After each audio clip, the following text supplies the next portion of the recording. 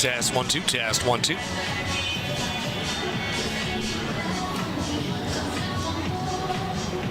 Test 1 2, test 1 2.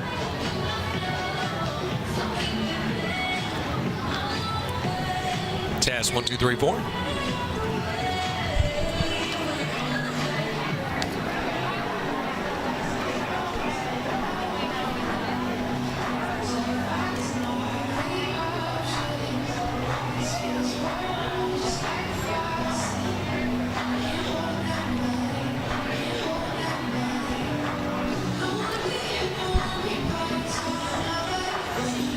Test 1 2, test 1 2.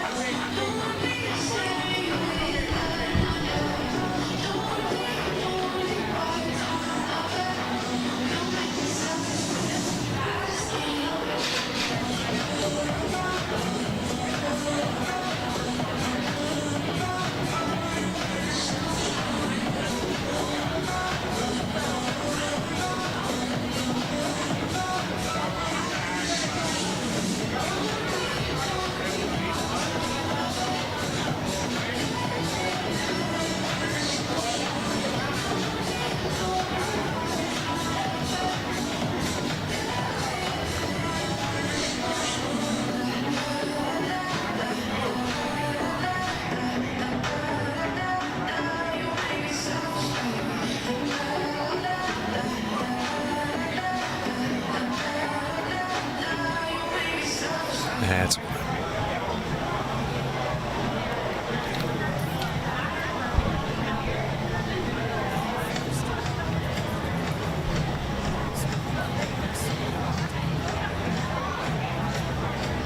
Test 1 2, test 1 2 3 4, test 1 2, test 1 2 3 4.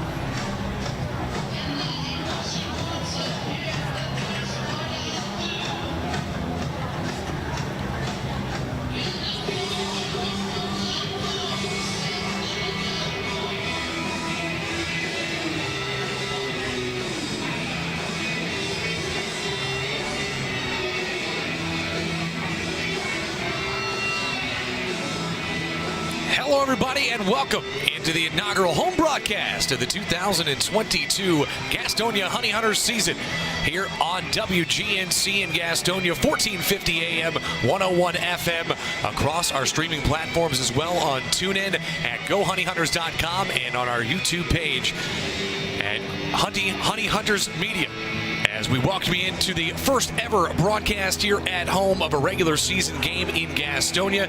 I am honored to be on the call. My name is Mike Lennon, and I'll be alongside you for the home schedule here in 2022 as we get you set for what should be a fun evening of baseball here. Opening night of the 2022 Atlantic League of Professional Baseball season, and your Gastonia Honey Hunters will be opening up their second season in franchise history here in 2022 as they are back under the lights here in Caramount Health Park in Gastonia, North Carolina. We, of course, appreciate you joining us in for what should be a fun night of baseball. The Lancaster Barnstormers here once again is back in the inaugural season. Last season for the Gastonia Honey Hunters, it was indeed the Barnstormers that came to town to open up and play the first ever games here in Caramount Health Park. A 3-1 weekend for the Lancaster Barnstormers, but a totally different Gastonia Honey Hunters team here this afternoon as the head coach is meeting at home plate, getting the final handshakes in as we come closer to first pitch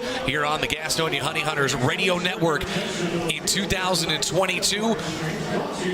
Front office went out and did a good job in terms of getting some sound pitching into the uniforms here for the Honey Hunters, and they have a great staff out there to roll out here in 2022. Meanwhile, for the hitters, they bolstered up the lineup as well, so it should be a lot of fireworks here throughout this summer in this Atlantic League of Professional Baseball season. A whole long way to go, 132 games to be exact here in 2022, 66 of them right here in the friendly confines of Caramount Health Park, and we could not be more excited to bring those games your way here this summer. As I said, Mike Lennon alongside you, taking a look at this matchup here tonight. It'll be John Anderson on the mound for the Gastonia Honey Hunters, taking on Cameron Gann for the Lancaster Barnstormers. As we will dive deeper into this matchup, we'll take our first break here on the Honey Hunters pregame show. Keep it locked, though. We're back here in just a moment. Ever close to the first pitch, coming up about 6:15.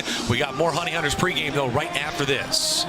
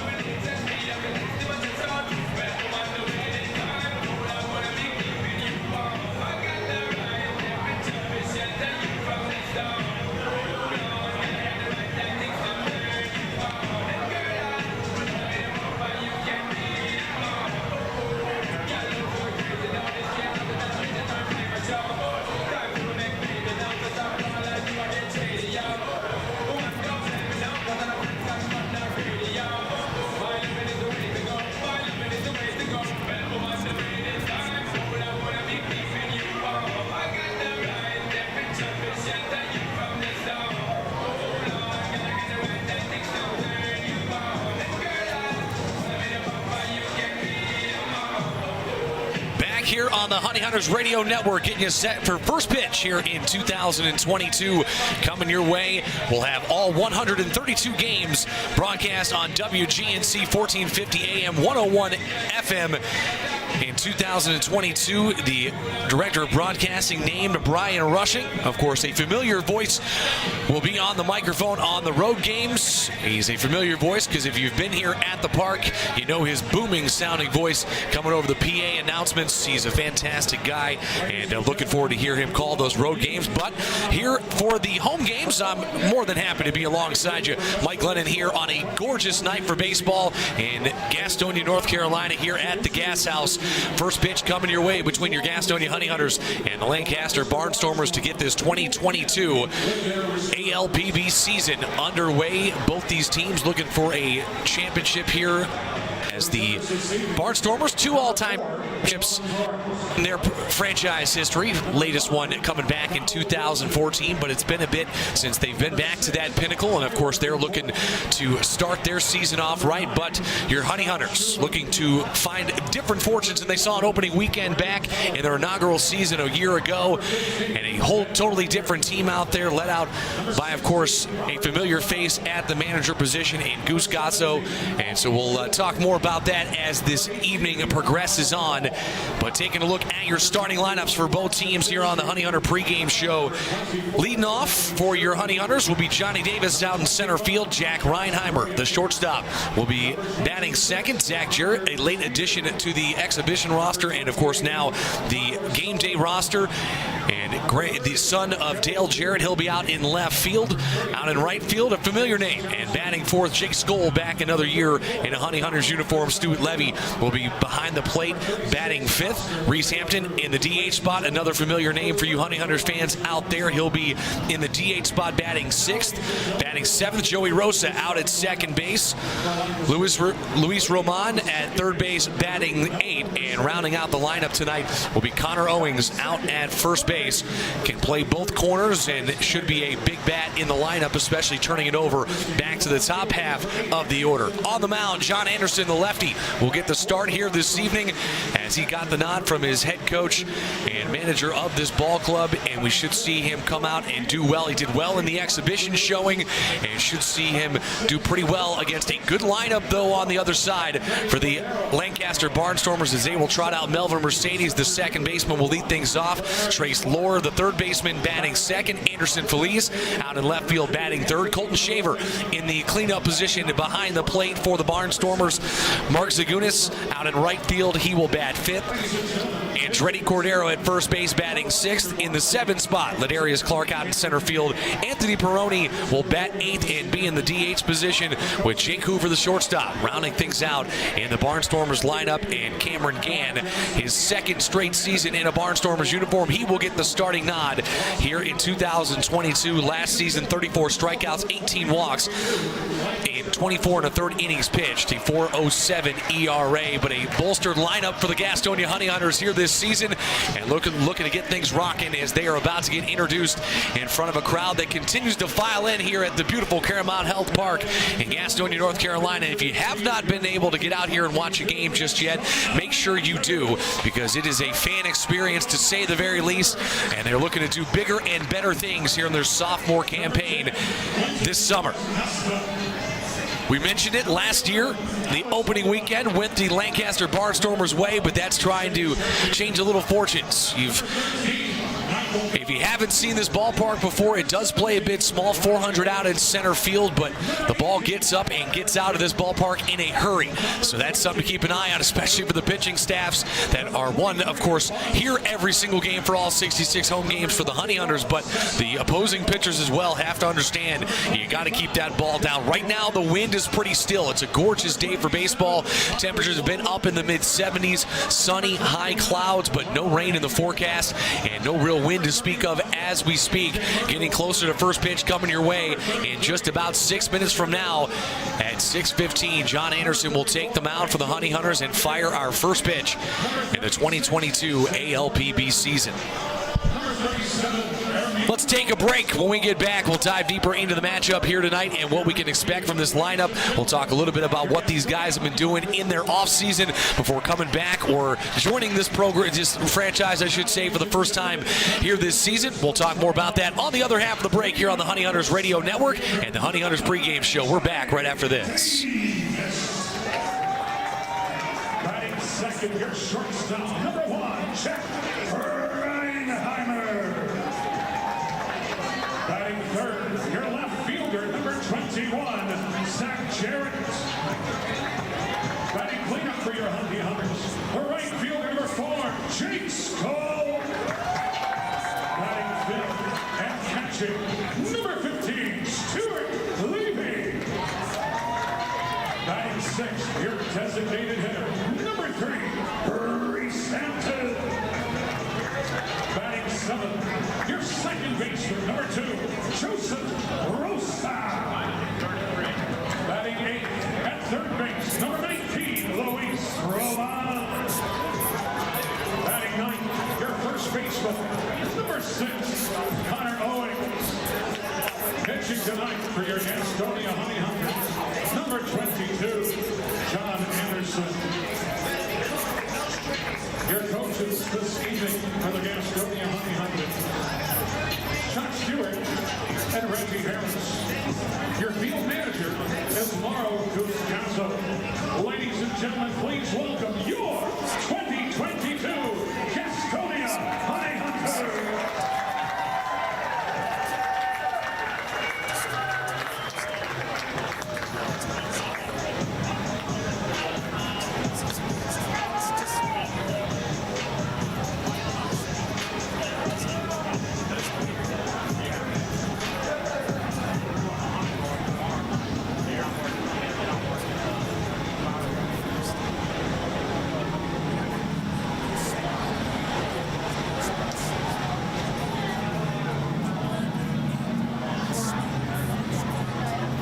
Ladies and gentlemen, at this time, if you would, please rise. Gentlemen, please remove your caps. As we honor America with the singing of our national anthem. Performing tonight's anthem, please welcome Megan Cochran.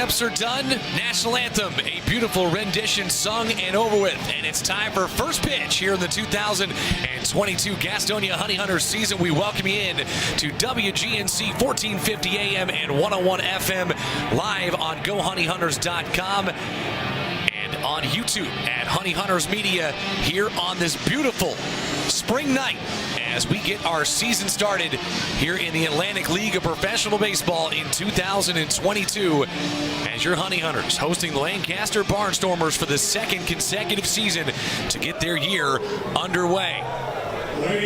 Honey Hunters will trot out John Anderson onto the mound here today to get the opening day start for the sophomore season as the Honey Hunters take the field for the first time in 2022 here in Caramount Health Park. We welcome you in. As always, I am going to be Mike Lennon, as that's my name, and glad to be alongside you here for this season. The inaugural broadcasting crew, as of course the amazing voice and director of broadcasting Brian Rushing on the PA here at home, but he will be on the call for all 66 road games. We'll have all 132 games coming your way here on the Honey Hunters Radio Network throughout the rest of this year. Derek Smith will join us as well on the weekend. So what do we got going on tonight as we take a look across the infield for your Gastonia Honey Hunters? Third base, Luis Roman. At shortstop, Jack Reinheimer, Joey Rosa at second, and first base, Connor Owings. Meanwhile, in the outfield, left to right, Zach Jarrett.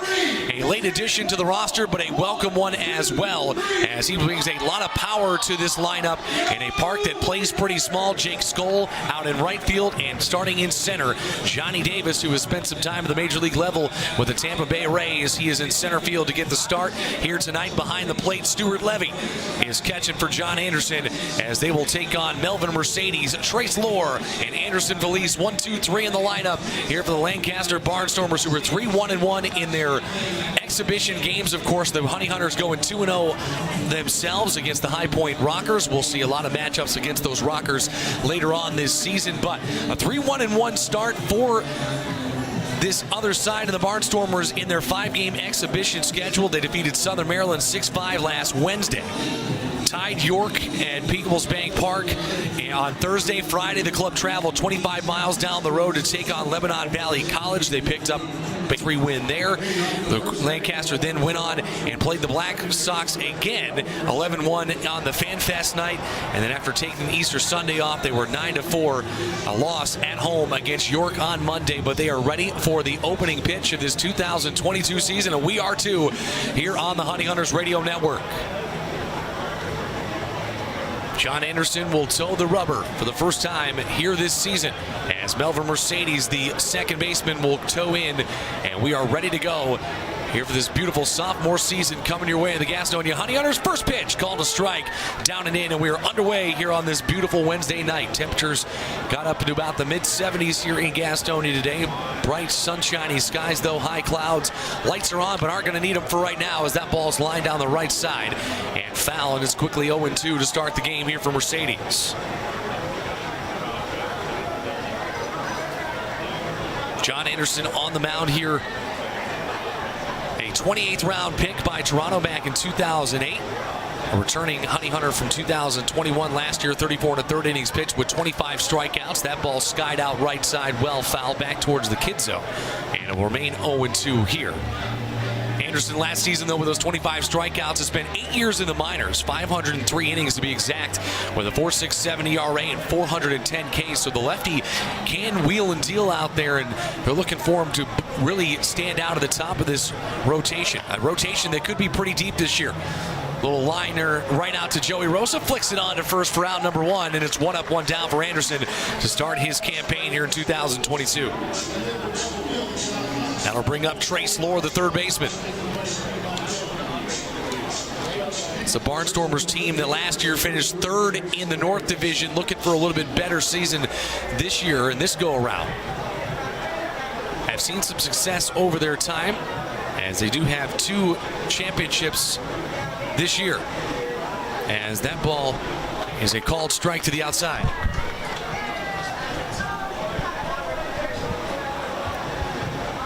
Oh, 1 count here from Anderson, as stepping back into the box, Trace Lohr.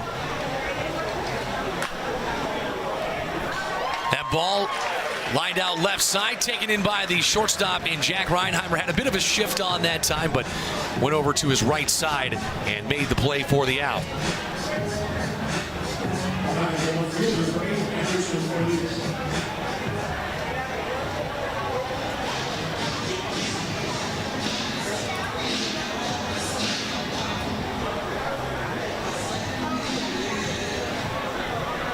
Back up to the bat here as we move on to the third hitter in the lineup. Anderson Feliz will take his spot. The left fielder will toe in and take a called strike. Getting ahead of every batter so far here is John Anderson. Sorry about that, folks. Just trying to get the technology in order here for the opening night of this Atlantic League of Professional Baseball season.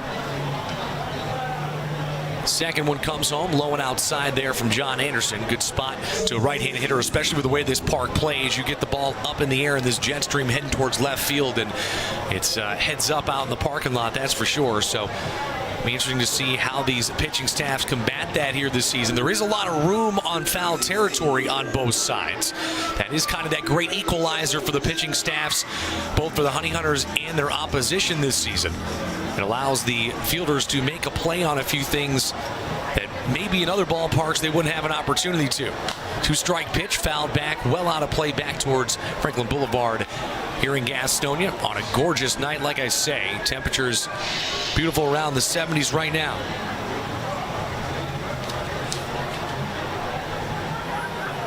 Two-strike pitch, set and ready to go.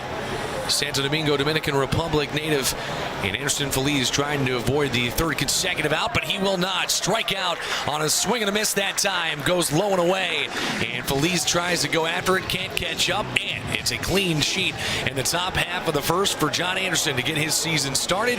We're back with the 1, 2, and 3 in the lineup. First at-bats of this season coming your way for the Gastonia Honey Hunters when we get back here on the Honey Hunters Radio Network.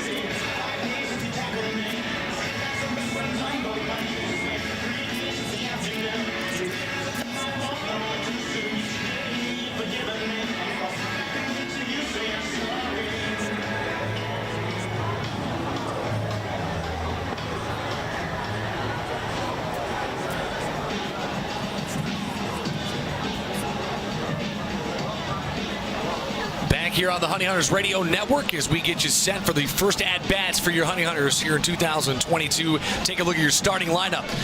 As Johnny Davis, the center fielder, will lead things off. Jack Reinheimer made a good play out there at short just a few moments ago. In the top half of this inning, will bat second out at shortstop. And Zach Jarrett, a guy who was a late addition to the exhibition roster back on Friday, he will take his spot third in the lineup, a guy that will add a lot of power to this lineup throughout the rest of this season.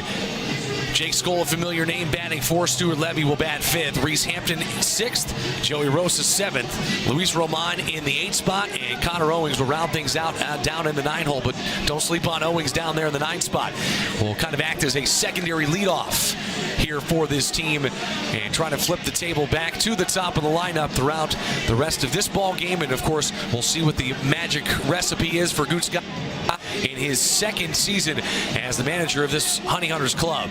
Meanwhile, on the other side, Ross Peoples back for his 4th year at the helm of the Barnstormers.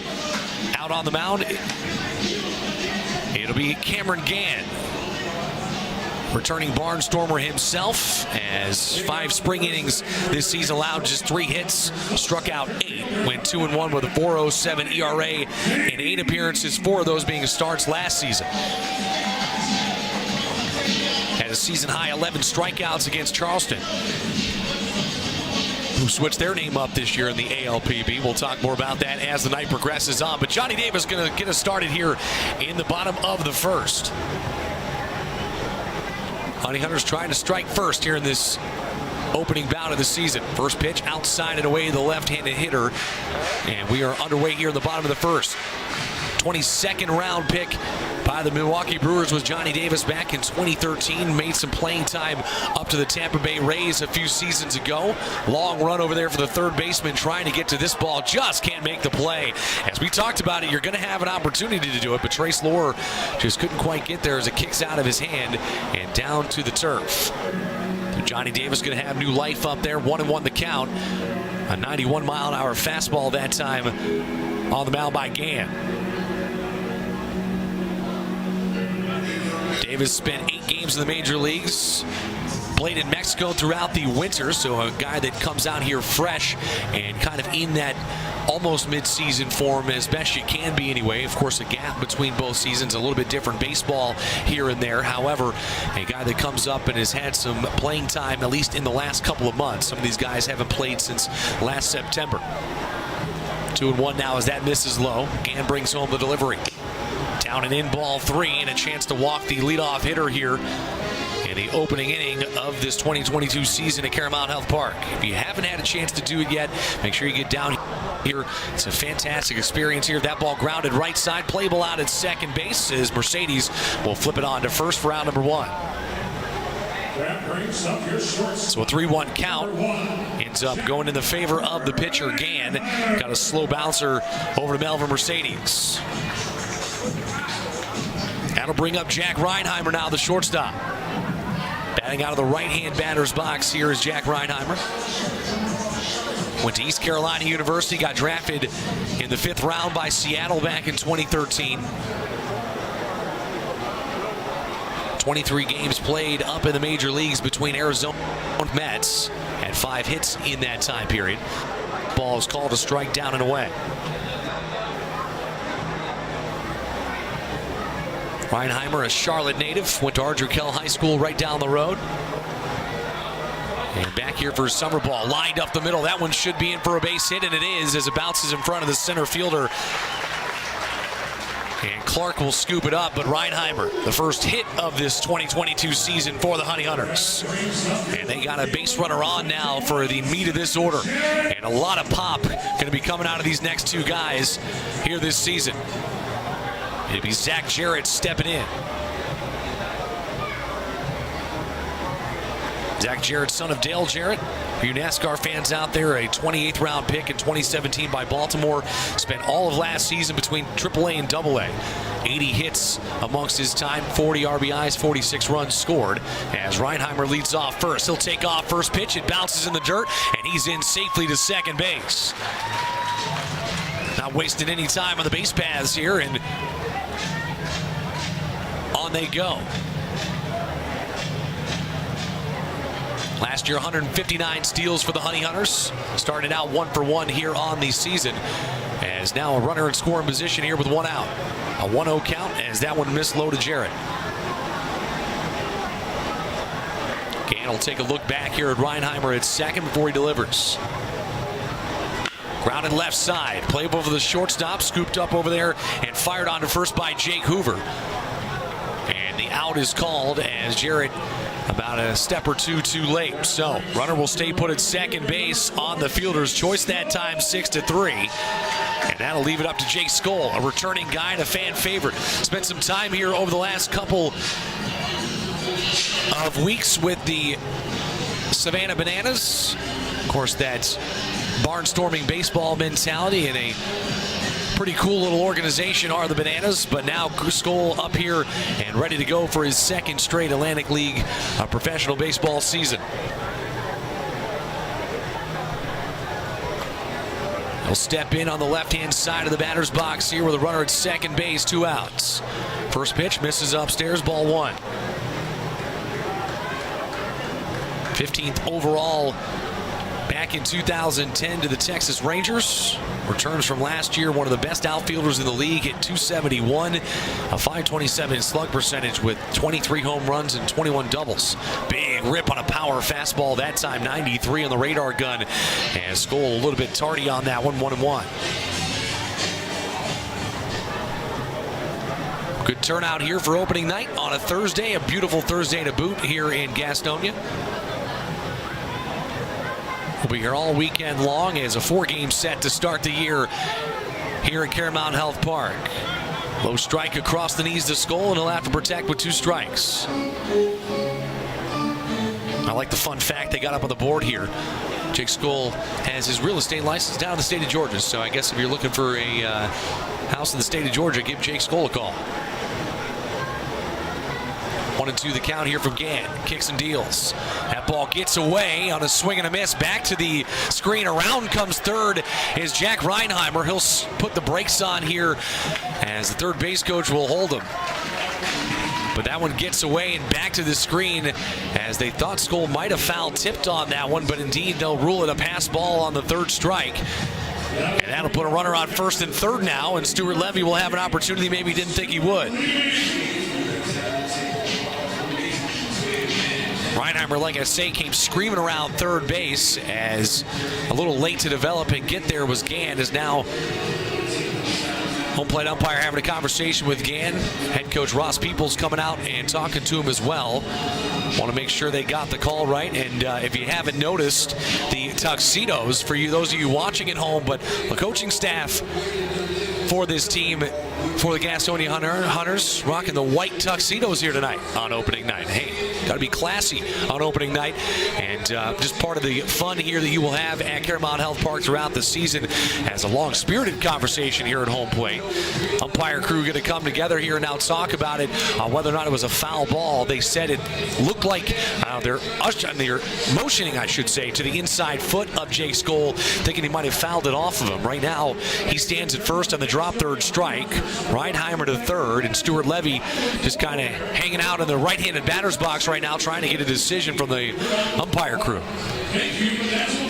We'll take this time here on the field to make sure over on social media you get with your Honey Hunters. Find us at Go Honey Hunters on most social media channels. That's at Go Honey Hunters on most social media channels. If you want to stay up to date on all the roster signings, of course, the fun things, you got Wine Wednesday, Thirsty Thursdays, the unoriginal Thirsty Thursday, by the way. Family Fun Fridays, all that kind of good stuff throughout this season. So make sure you check it all out at Go Honey Hunters across social media. Also can find us on GoHoneyHunters.com for all the promotion schedule as well throughout this season. 66 times you'll have a chance to come out to the ballpark. Make sure you do. So whatever the conversation is, the call looks like it's going to stand where it is.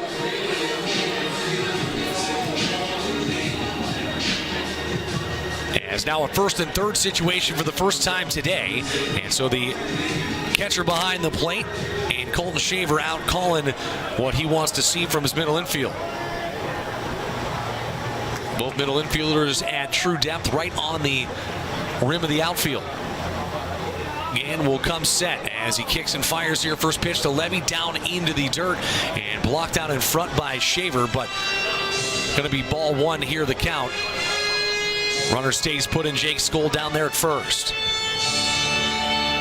Skoll had 30 stolen bases last year for this Honey Hunters team, so a guy that he's used to running the bases here at Caramount Health Park. 1-0 to Stuart Levy.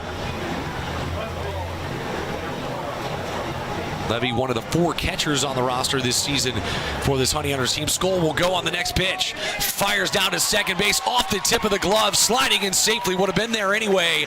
And now all of a sudden second and third on the second good stolen base here in this first inning for this Honey Hunters team. 159 last year, 2 of 2 to start this season. And now all of a sudden Stuart Levy has a 2-0 count in a hitter's position with 2 runners on base, and the outfield pretty deep. A single scores at least 1, possibly 2, depending on where it goes.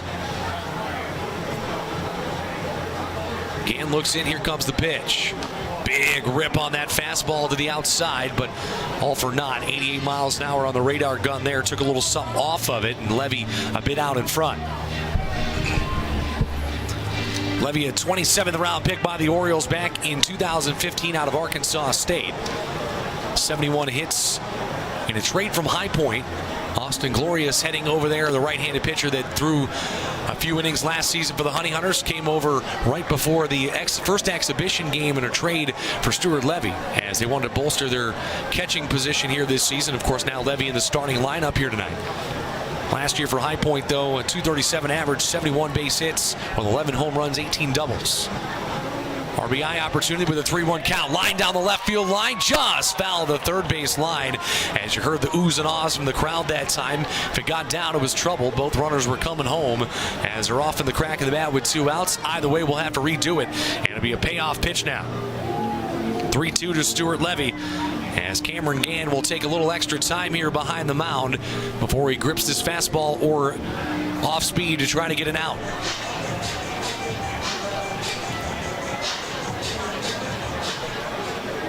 Gann looks in for the side. Levy back into the box as Gann cycling through with Colton Shaver. Finds one he likes, and he's ready for the 3-2. Popped up right side, out of play. Ton of backspin back towards Franklin. And it'll get down. We'll redo the 3-2 count again. Last in the South Division last year with the Honey Hunters, 54-66. A tough bit of pitching. That was really kind of what it boiled down to. The offense was up in the top 3 in the league, top 2 in average, and most other categories, but top 3 overall if you kind of combine all those statistics together.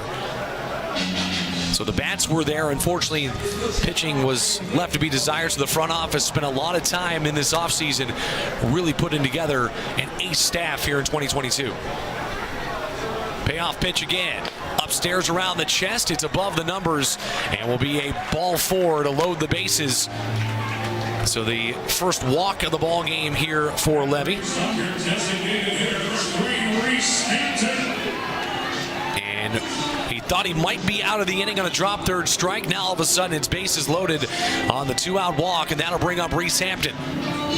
Hampton, another guy who has spent some time, made a phenomenal play. If you look at the Savannah Bananas social media page over the last couple of weeks, you'll see an unbelievable catch, a little Willie Mays-esque catch by the outfielder in Reese Hampton tonight. He'll be in the DH spot, batting in the 6th spot. Bases loaded, 2 outs, an early opportunity here for the Honey Hunters as that one misses upstairs from Gann, ball 1.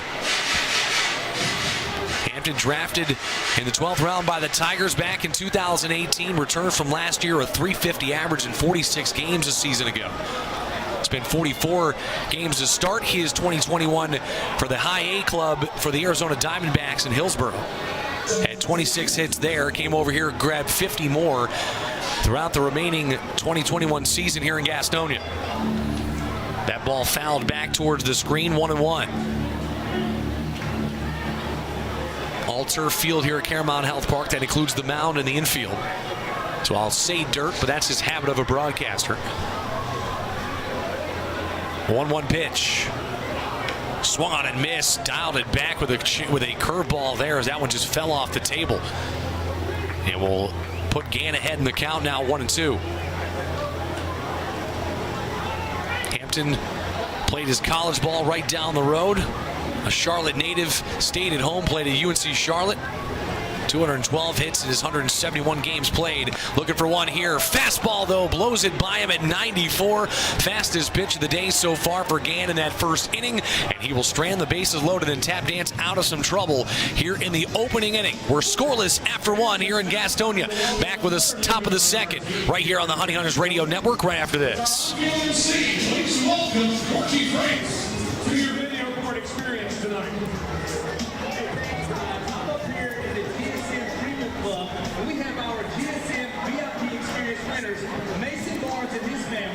Check this out. Talk about upgrades. These guys picked up 4 passes to the GSM Premium Club, food vouchers, free Honey Hunters merch, and if that were not enough, let's walk in here. Check this view out. Are you kidding me? This is the view from the Premium Club. Fans, if you would like to be our next runners for the May 20th Honey Hunters game, all you have to do is go to guest services and sign up. Thank you, GSM, and go Honey Hunters.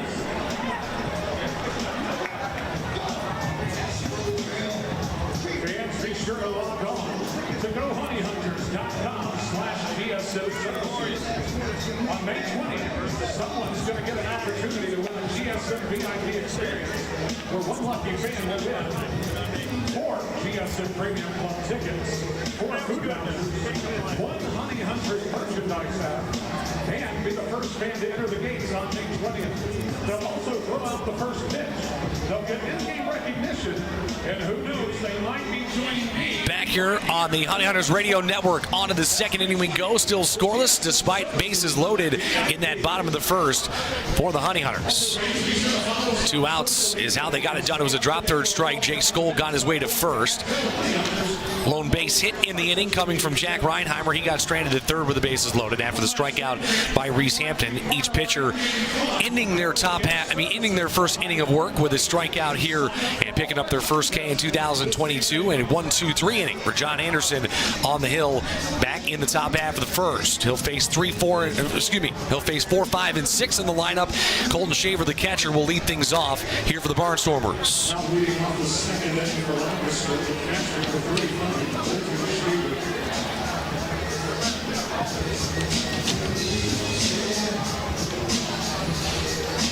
So Colton Shaver will step in as we welcome you back in here on this opening night. Colton Shaver, a familiar name for a lot of folks. Has spent a lot of time in the minors, but went to Brigham Young University. Drafted by the Astros in the 39th round back in 2017. Originally from Riverton, Utah, spending his independent ball career out here. Spent last year in the AAA and AA leagues for the Texas Rangers. 39 hits and 216 at-bats, hit about 181, but he's a fantastic defensive catcher. That one called a strike there, makes it 0-2 after the first one was fouled off by Shaver. Anderson looking for his second straight strikeout dating back into the first inning. More importantly, looking to keep it a clean sheet. Curveball out in front. Shaver fouls it down the left field line. Well foul out towards the pavilion down the left field line here at Caramount Health Park. And one of the coolest features, of course, being the rocking chairs down that left field line, right where the Honey Hunters bullpen is. You guys can come out and just sit and have some conversations. You know, you look at that and all I can think is couple generations just sitting around talking some good old-fashioned baseball. So make sure you get out and enjoy the weather throughout this summer here in Gastonia at this beautiful ballpark, part of the Fuse District that they've just put together. Another one fouled back into the screen. Shaver proven to be a tough out here after a couple of foul balls. Still 0-2, but at least putting a piece on it.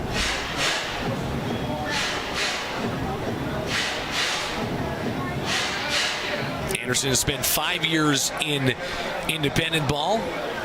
4 of those 5 in the Atlantic League. 3 of those with this Lancaster Barnstormers team. So a guy that's familiar with this Lancaster Barnstormers franchise. Maybe not necessarily the lineup as stuff changes year in and year out, but a guy that definitely knows Ross Peoples, his former head coach. 1-2. That ball skipped about 2 feet shy of the plate there on the 0-2. And so Anderson looking for his second straight strikeout here to start the inning. The pitch. Called strike 3 as he froze him with a fastball on that one. And we'll get the out. And second straight strikeout now on the ledger here for John Anderson. Looking to head up that rotation. We talked about a pretty deep rotation this season for this Honey Hunters team, and they're expecting a lot out of the starters. They're going to want to see him go 5, 6, maybe 7 innings depending on the situation, but we'll see what the pitch count is tonight for Anderson. Either way, he's looking good to start things out. First pitch comes in to Mark Zagunis.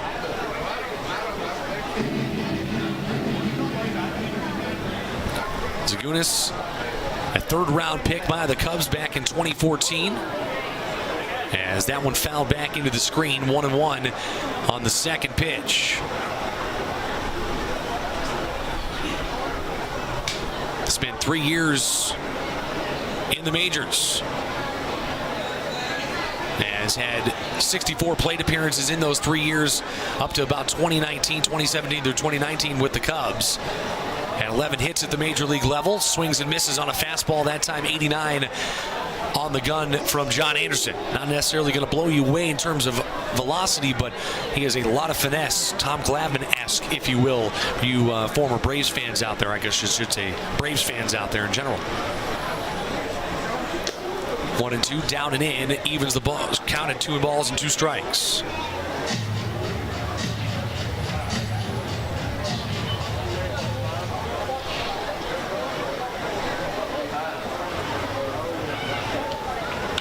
This ball grounded left side, taken in by the third baseman, kicked on over to first for out number 1. Luis Roman fires it over to Connor Owings, and it's 1 up, 1 down again. I mean, 2 up, 2 down, my apologies again, here for John Anderson. That'll bring up Andretti Cordero, the first baseman now. First 2 retired here in this top of the second.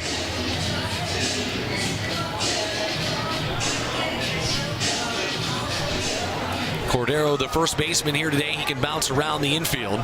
Out of Santo Domingo, Dominican Republic. Corner infield kind of guy.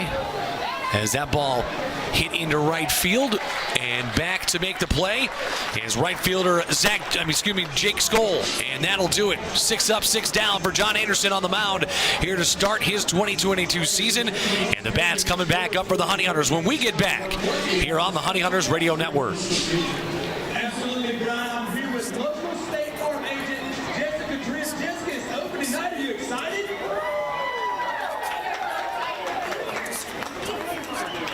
And we're excited for you to be here. You know, there are many great local businesses here in the greater Gaston area. What made you want to partner with us here at the Honey Hunters?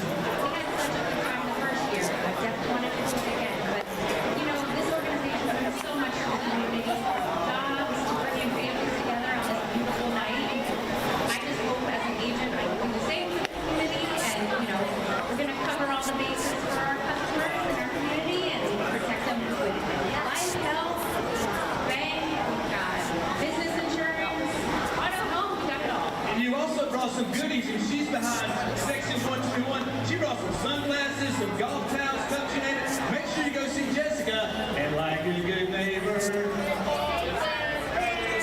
Thank you, Jessica. All right, folks. You heard Jessica Trias. She gave you pom-poms. Let's put the pom-poms to good use. Let's get up. Let's jump around, and let's show off the pom-poms here. On to the bottom of the second we go.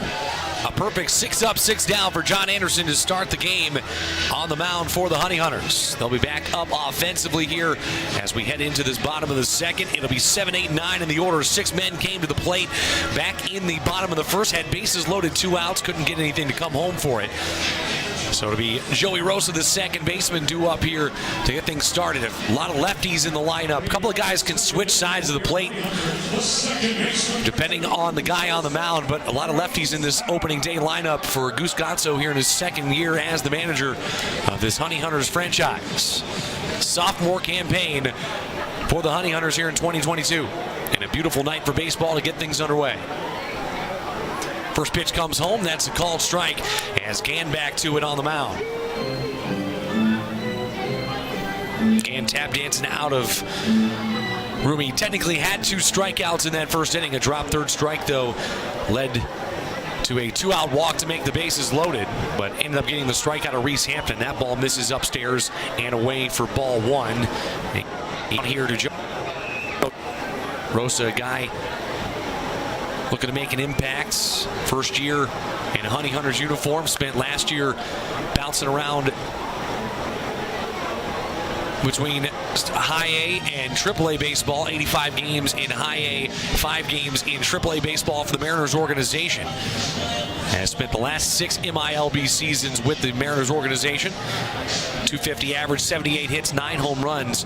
But a guy that has a through-the-roof on-base percentage throughout his career. That's what he's going to be tasked with here, kind of in that bottom third of the lineup. As we'll wait on an adjustment here. First baseman Cordero coming back out as we're ready to go for the 1-2 pitch here to Rosa. Gann in the windup.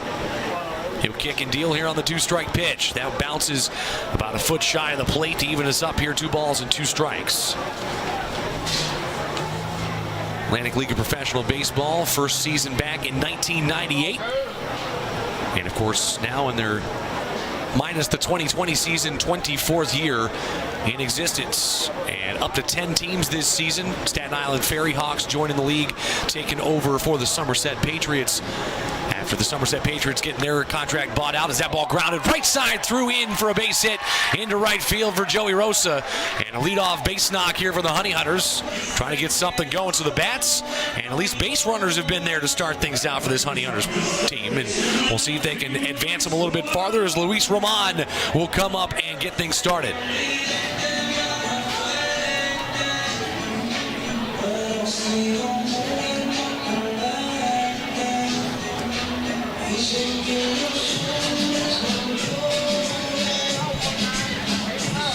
Roman will step in.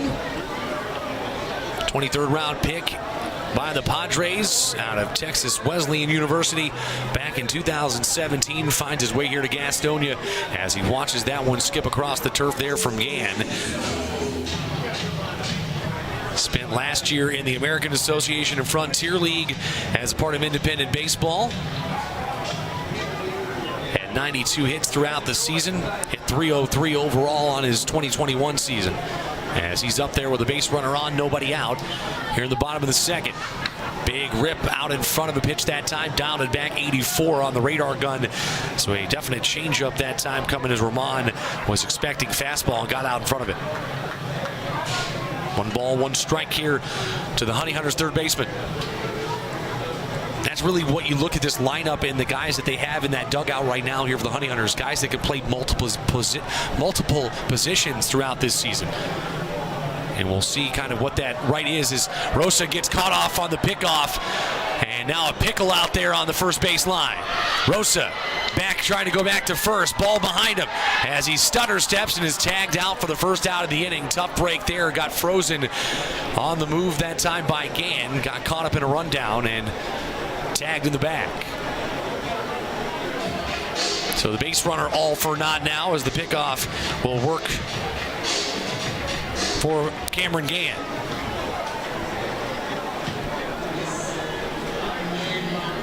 So with 1 out, it'll be a 1-1 count still here to Luis Roman. Beautiful night for baseball here in Gastonia as Roman digs back in. Shadows casting across home plate. And the third baseline right now fouled back towards the screen for strike 2. It's kind of where the shadows come, and it's interesting because you look at the way it works. The pitch starts in the light and it starts in the sunlight, but once it gets about 5-6 feet away from home plate, it all of a sudden ends up in the shadows. So we'll see if that messes with the hitter's eye at all. Down in the dirt that time is a grunt from Cameron Gann as he fell off the left side of the mound that time. 2-1. 2-2, excuse me.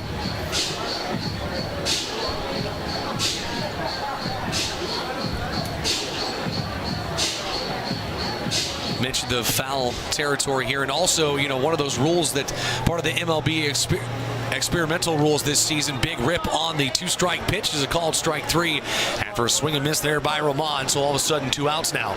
That'll leave it up to Connor Owings in the number 9 spot.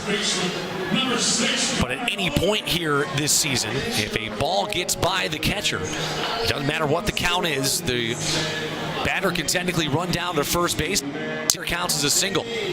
So that'll be something to keep here as this season progresses on. Late in games, who knows? Trying to make something happen for a team.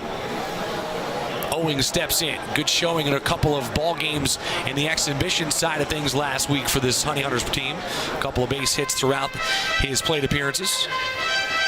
Owings, the 34th round pick by Arizona back in 2016 out of Coastal Carolina. Won the College World Series with Coastal. Back on that magical run by the Chanticleers a few years back.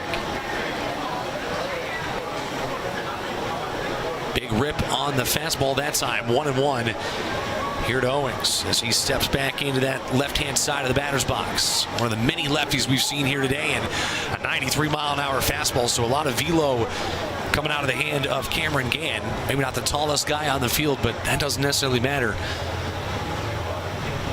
As he's got a 2-strike count here, we'll see if he dials back up with a heater or if he goes with the off-speed. Off-speed it is, freezes him for a called strike 3. Back-to-back strikeouts here will end the inning. First one looking, 3 now for Cameron Gann, first time through the lineup, and it's scoreless through 2 here in Gastonia. On into the 3rd inning. We'll be back here on the Honey Hunters Radio Network right after this. J.R. Murdoch is doing his usual second inning check-in. J.R., how do things look on over the mountain? Oh, yeah, looking real good. I'm just pleased because he's going to keep on these seats.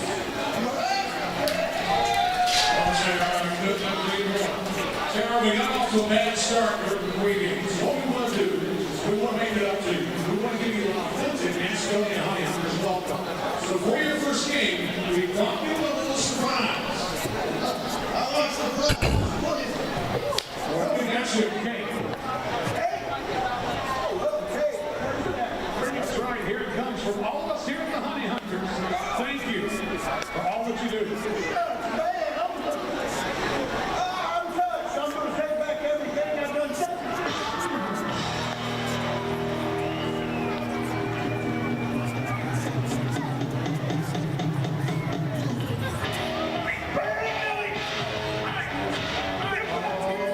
That's not good. Folks, it's going to be a long night for JR. Hang around. We'll be back in just a bit. Back here on WGNC 1450 AM 101 FM at GoHoneyHunters.com and on our social media, on our YouTube page at Honey Hunters Media. Make sure you give us a search there if you want to check out what it looks like here at Caramount Health Park on an absolutely picture-perfect night for baseball. Here to kick off the 2022 season. 7, 8, 9 in the lineup. As it's been 6 up, 6 down for John Anderson to start his campaign here on the mound for the Honey Hunters. Gastonia in their sophomore season. In this beautiful ballpark, Brandon Bellamy bringing this team here to Gastonia.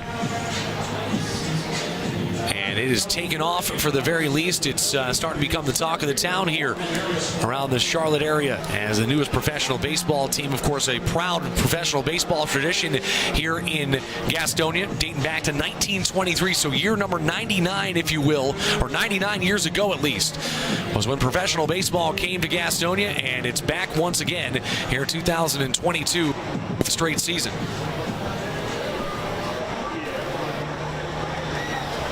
Honey Hunter, of course, the Badgers is the mascot, and the Honey Hunters really, they go after that name because of the determination of what a Honey Hunter is, and will always continue to study what they need to, and they are determined and ferocious, and that's exactly what this Honey Hunters program wants to be. High fly ball, deep left field, into the game, going to be a solo shot this time.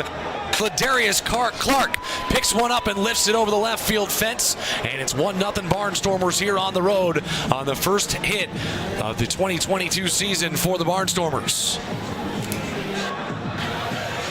Played that left field line perfectly, a 304 shot, but you got to get a little loft underneath it, and Ladarius Clark did just that as he sent one out of here and over that fence to make it 1-0 Barnstormers solo home run. Now to bring up Anthony Peroni, one of the 2 catchers on the roster for the Barnstormers in the DH spot here tonight. First pitch bounces in here from Anderson, 1-0. That one, unfortunately, a curveball that, well, just didn't curve there for John Anderson. A breaking ball just got hung up in the zone, and Clark able to get a barrel on it and push it up and over that left field fence. Next pitch, a called strike down and away with that fastball. 14th round pick by the Nationals out of Mercer County Community College was Anthony Peroni back in 2017. That Ball grounded left side. High chopper, tough play for Roman at third. He's going to have to pick it up. Kicked off the heel of the glove, and that's one thing with the turf field. You get a little bit more quickness coming at you as opposed to a normal infield, even with an infield that has turf and then dirt behind it and all artificial turf. That ball's going to get on you quick, and one of the first ground balls that Roman has seen here as a Gastonia Honey Hunter, and just trying to make that understanding of where that ball's going to go. And unfortunately for him, it'll wind up as the first error of the season on the Honey Hunters defense. 123 errors on the defense last season as a runner stands at first, nobody out. After the solo shot started this here in the inning, bottom of the order trying to make some noise after the first 6 were retired in order by John Anderson. E5 if you're scoring at home back on that last play. Jake Hoover, the shortstop, into the box.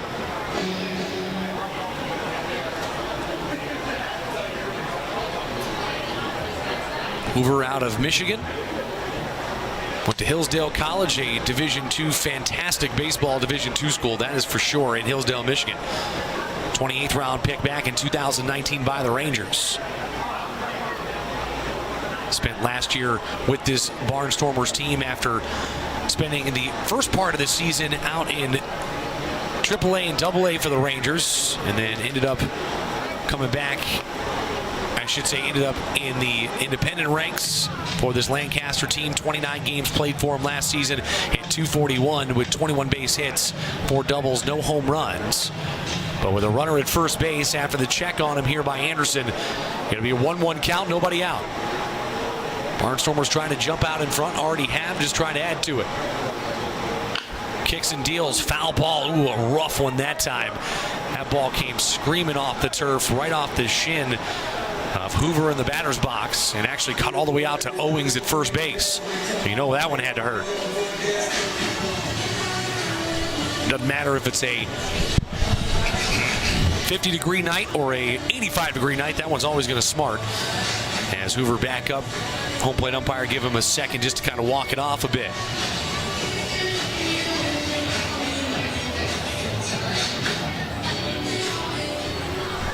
Looks like he's ready to go as he climbs back into the box. 1-2 the count, runner leads from first. Anderson going to check on him. A little bit of a freeze that time by the runner at first base, but Peroni back in time pretty easily, no slide needed. High leg kick on that move over to first. Not necessarily sure if that's the A move or not, but we'll see as this game progresses on and the base runners find their way to first. Anderson brings this one home. Outside, Levy trying to get the frame job there on the right side of the plate, but can as he taps his chest before throwing the ball back out to his pitcher.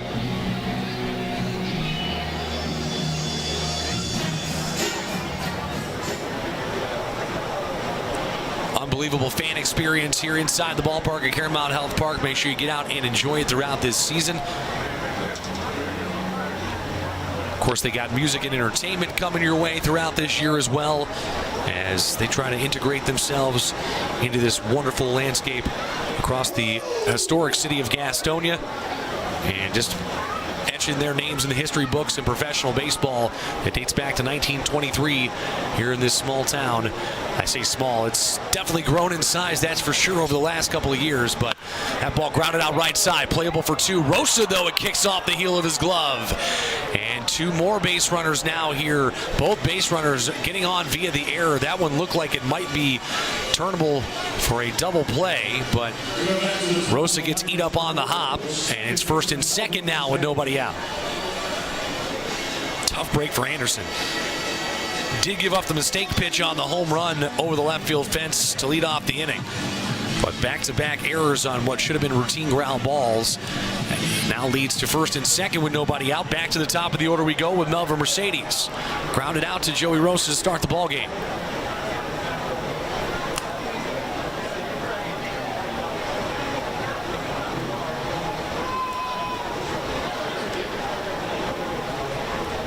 And now a look back at second base. Peroni back in time, nobody holding him on, but just want to keep him honest, I would imagine, here.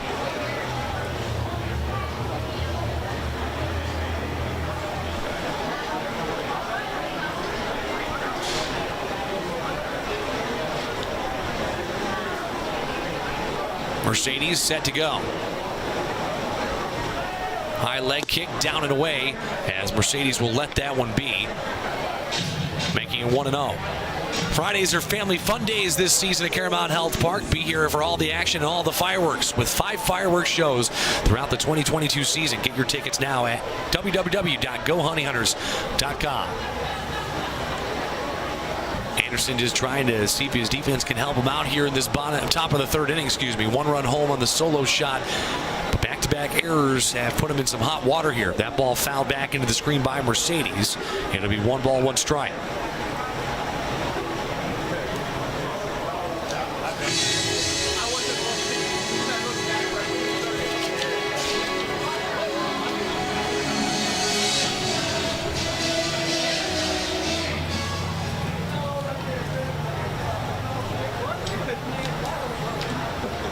Mercedes back in and ready to go. A Bronx, New York native, just 29 years of age. As that one misses upstairs, 2-1 the count. A switch hitter batting on the right side right now. He was the Oakland Athletics 16th round draft pick back in 2012. Last year was spent in Lancaster, also the 2019 season as well. And in back-to-back seasons, he's doing a great job here for the Barnstormers. Mercedes will watch that one as well. 3-1 now the count here as Mercedes in a hitter's count with runners at first and second. Nobody out here in this top of the third as the Barnstormers trying to put a little cushion on the board after the leadoff solo home run by Ladarius Clark.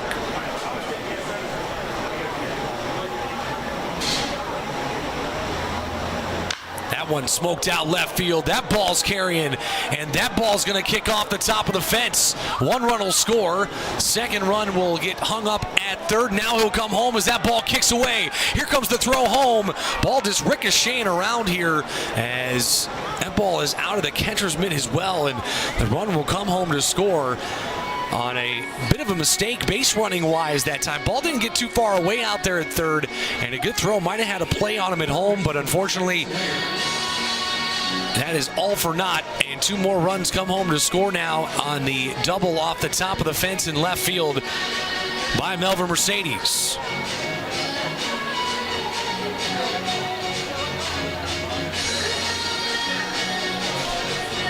So Peroni came home to score. Hoover got caught up, but he ends up coming around and scoring as well on the throwaway at home, as now the pitching coach and Reggie Harris in his 2nd season here in Gastonia, a 26th overall pick in the 1987 draft, and a big draft if you remember correctly. Ken Griffey Jr. going #1 overall back in '87. Spent time in Oakland, Boston, Philadelphia, Houston, Milwaukee.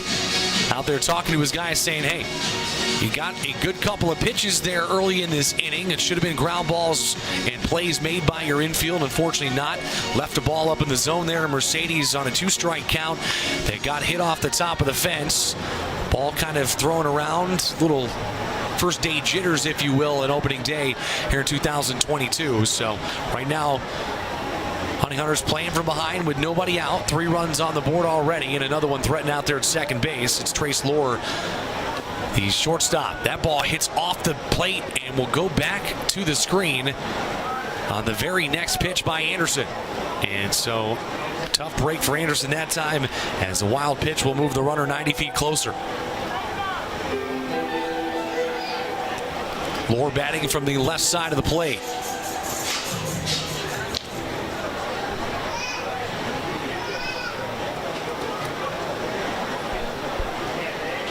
Sixth round pick by the Athletics out of Rex Putnam High School in Milwaukee, Oregon. As he swings and misses that time on a big cut on a 1-0 pitch, and he'll make it 1-1.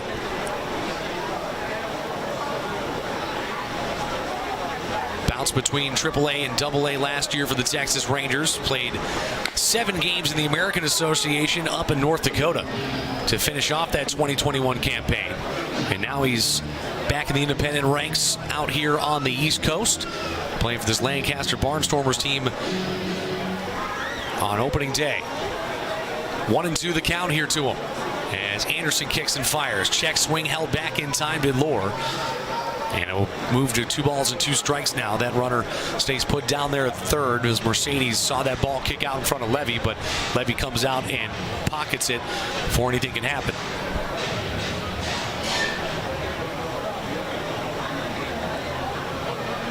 Three runs on the board here at the top of the third. Sun has set for the most part here at Caramount Health Park. Lights are on, of course, here as we progress on through the evening. Opening night, we're back here again tomorrow, Saturday, and Sunday as well. 10 games in 11 days for this Honey Hunters team to start the season. The lone day off going to be on Monday. Mike Glennon alongside you here for the first time in franchise history on an opening day. We, of course, appreciate you tuning in. That ball hit out deep into center field. Deep enough, though, to score the run as that ball taken in out there in center by Johnny Davis. So he makes the play for at least the first out of the inning, but it will score another run. It's 4-0 Lancaster. Sac fly RBI that time for Lohr. So at least we'll clear the bases and we'll allow John Anderson to go back into the windup. As Anderson Feliz will be the next one to greet him. Struck out swinging his first time around. High leg kick here as that one skips into the dirt for ball 1.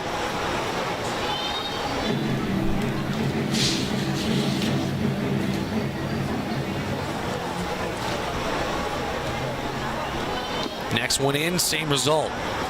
So a little struggle to find the strike zone here over these last couple of hitters. As taking a look at Anderson Feliz's career out of Santo Domingo, Dominican Republic. Was signed by the Yankees as an undrafted free agent back in 2009. Played for Bowie and Norfolk in 18-19. Has not played in the U.S. since 2019 when he was out at Norfolk and Bowie. Played the last 3 winters in his native Dominican Republic. Kicks and deals does Anderson here on a 2-0, and that'll be 2-1 now as the fastball comes across the knees for a strike. Anderson, though, unfortunately has seen 4 runs now come home to score, 2 of them unearned as both of those guys on via the errors. Now that ball fouled well out of play to the right side. 2 strikes. Looking for back-to-back outs here. Talked about it, had retired the first 6 straight that he saw. Gave up a solo home run to Ladarius Clark to start the inning. Back-to-back errors made it first and second. And then a 2 RBI double by Melvin Mercedes off the top of the fence. A couple of throwing errors thrown into that mix as well. And now that ball faintly swung on, popped out to center field. Davis rounds underneath it for out number 2.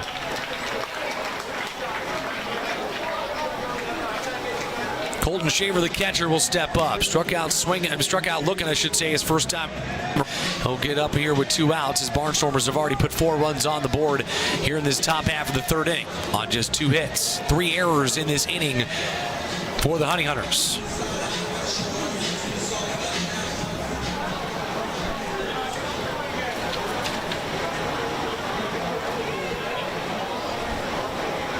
Shaver into the box. Here comes the pitch from Anderson. Breaking ball to start the at-bat is a called strike 1. AAA Sugarland and AA Corpus Christi last year. Colton Shaver, we talked about it. 39 hits on his minor league season.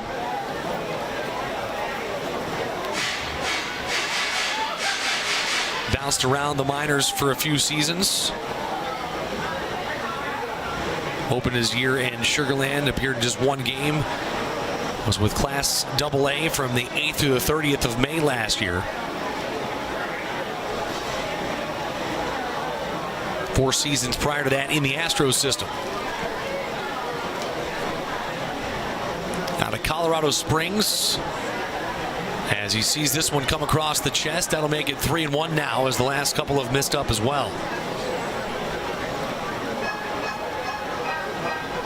Was looking to make it 3 outs in a row here was Anderson. Now on the verge of extending the inning as Mark Zagunis, the former Chicago Cub, waits on deck. Ground ball left side, well foul as a faint swing on that. Shaver a little frustrated with himself, pulled his head pretty badly on the follow through.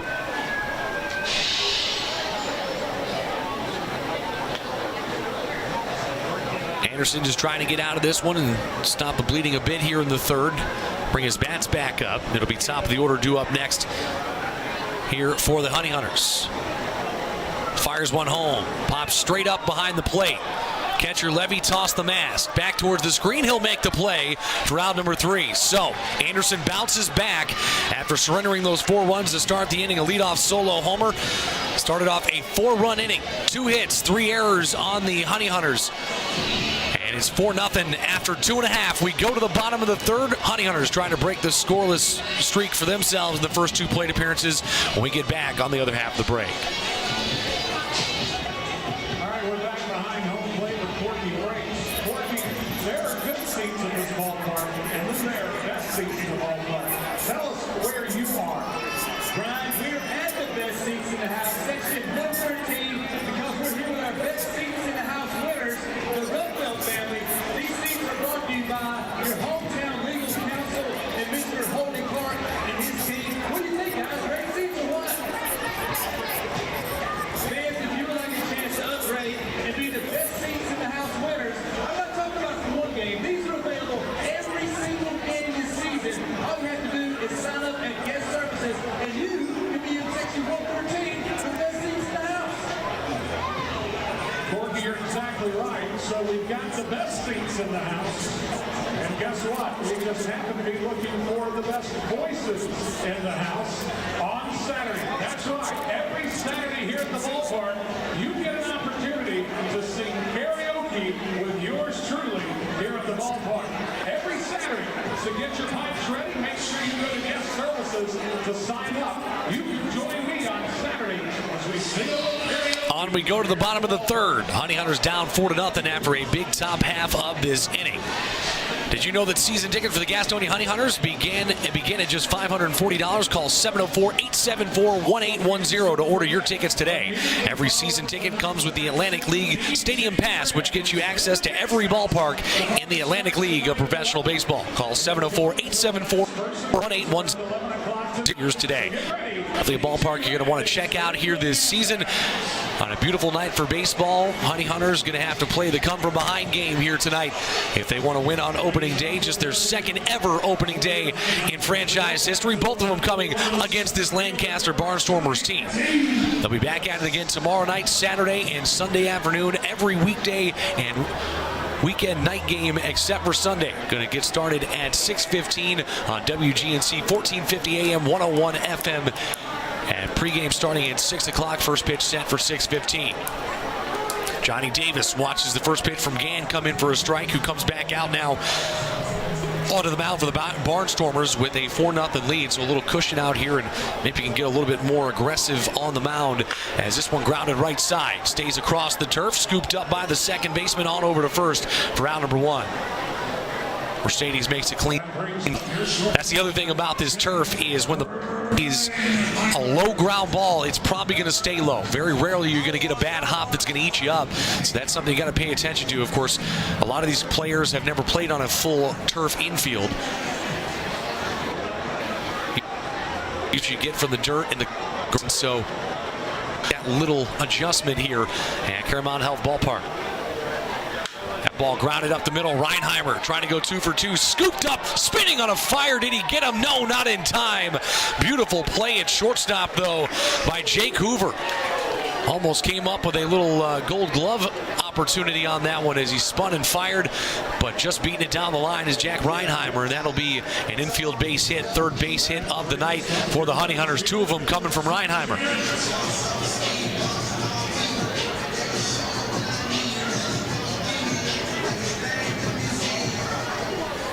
So this third inning starts exactly the way the bottom of the first did. A ground out by Davis, and then a single by Reinheimer. Zach Jarrett now into the box. Going to provide a lot of power numbers for this Honey Hunters team throughout the year. A pretty deep outfield this season. The Honey Hunters have, excuse me.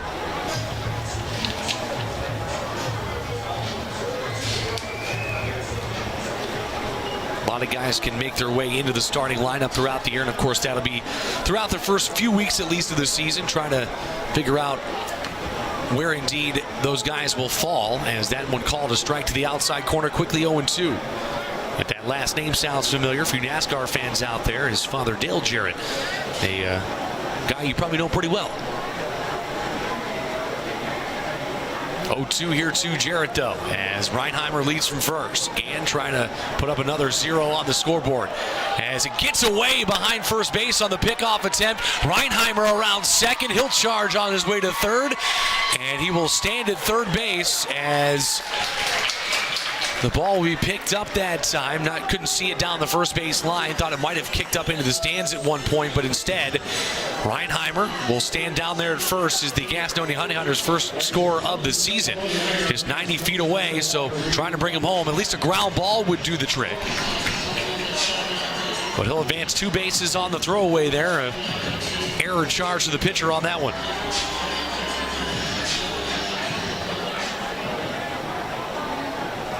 So Jarrett will dig his way back in.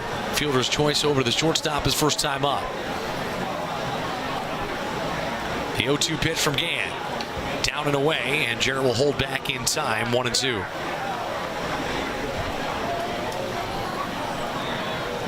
Jarrett with 80 hits between AAA, AA last season, 10 home runs, 14 doubles. So UNC Charlotte graduate himself. Hickory native. As that ball popped up, skied backward and out of play, and it will remain a 1-2 count. Added late, in fact, added on the bus ride home from the exhibition game in High Point Thursday night. Came out here, added a base hit or 2 on that Friday afternoon for the exhibition against the Rockers. And here he is finding his way in the opening day lineup. Gann fires one by in the fastball. A fastball and power fastball and a power swing. And Gann wins that battle. 2 away on a 93-mile-an-hour fastball. 4th strikeout now for Gann for the first 1 1/3 times through the order. So Jake Skoll will step up. Runner just 90 feet away, trying not to strand another runner in scoring position with 2 outs. In fact, unfortunately, it's happened in one of the first 2 at-bats. Trying not to do it here is off speed on the first one, 85. And you got to give it to Gann. He can drop about 10 to 12 miles an hour off his speed just by switching up the pitch. That's had these hitters a little out in front and off balance so far here. First time through the order, now going into the second. Skoll 0-1. Now an 0-2 as he swings and misses on that one. And quickly, Gann a chance to get out of the inning once more.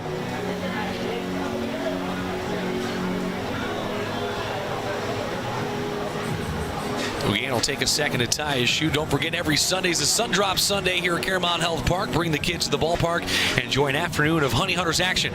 Get your tickets now by logging on to www.gohoneyhunters.com. Sun has come back out from behind the clouds. Shadows cast across the majority of the infield. Right field, center field still pretty well into the sunshine right now, so that'll be something to watch out for on fly balls as that one popped well out of play back to the left there by Skoll. It'll remain 0-2. Honey Hunters team in the top 2 in the league in offense last year.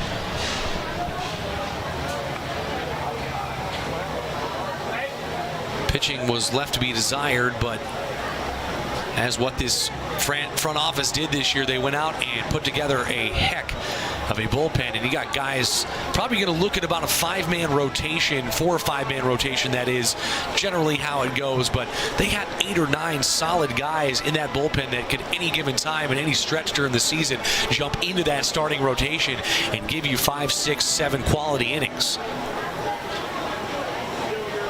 Anderson, of course, the guy that got the ball here tonight, and don't let the 4 spot on the board fool you. If it wasn't for a few errors in that last inning, it'd be only about a 1, maybe actually would be a 1-run game right now at a 1-0. The lone bad pitch, I guess, would be the hanging curveball that was hit over the fence by Ladarius Clark. First home run here at Caramount Health Park this season.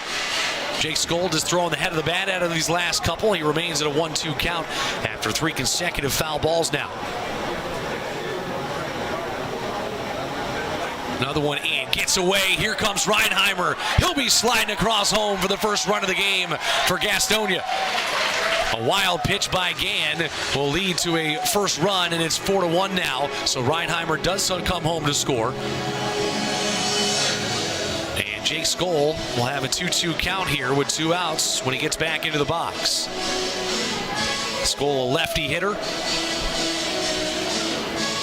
Right-handed thrower, man after my own heart. Played in the outfield too. That's where I spent my playing days, as a left-handed hitter and righty thrower. Now, granted, I didn't get to the minor league level like Jay Skoll did. I just got to come up into a booth and watch baseball and get paid for a living, you know? Could be worse things in this world. Timeout granted there to Skoll, as Gann a little late on getting a sign here from his catcher, Shaver, behind the plate. Now we'll bring it home again. Upstairs, ball 3. Big at bat here by Jake Skoll.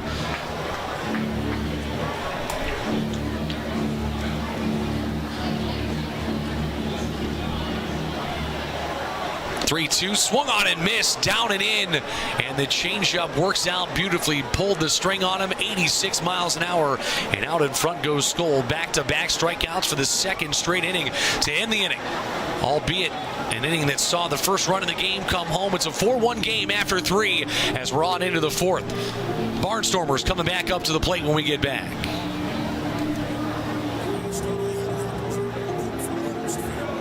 Hey, Corky, got an idea. Let's play a game. How about that? Brian, I love playing games, and that's what we're going to do, because not only are Thursday nights unofficial Thursdays, Brian, we're going to do it in style this year. Check this thing out. Can we zoom in on this? This is a brand new Chug-a-Mug, available only on Thursday nights here at the ballpark. They're exclusive, and you can only pick them up on Thursday night, and they go great. Of course, with the $4 natural light available on unofficial Thursdays. But now we're going to have a chugging contest with some good old-fashioned sun drop. We have Shan and Donnie. We're going to do a chug contest. The winner gets to keep the Chug-a-Mug. Let's do it in 3, 2, 1. Here you guys. Oh, somebody's going to have a burning throat. Who's the winner? Here we go. Here's our winner. He wants one too. We're only giving one away. Here's the winner. What's your name? Shan, congratulations. Fans, if you would like your very own Chug-a-Mug, stop by the team store, pick them up. Only available unofficial Thursdays at the team store.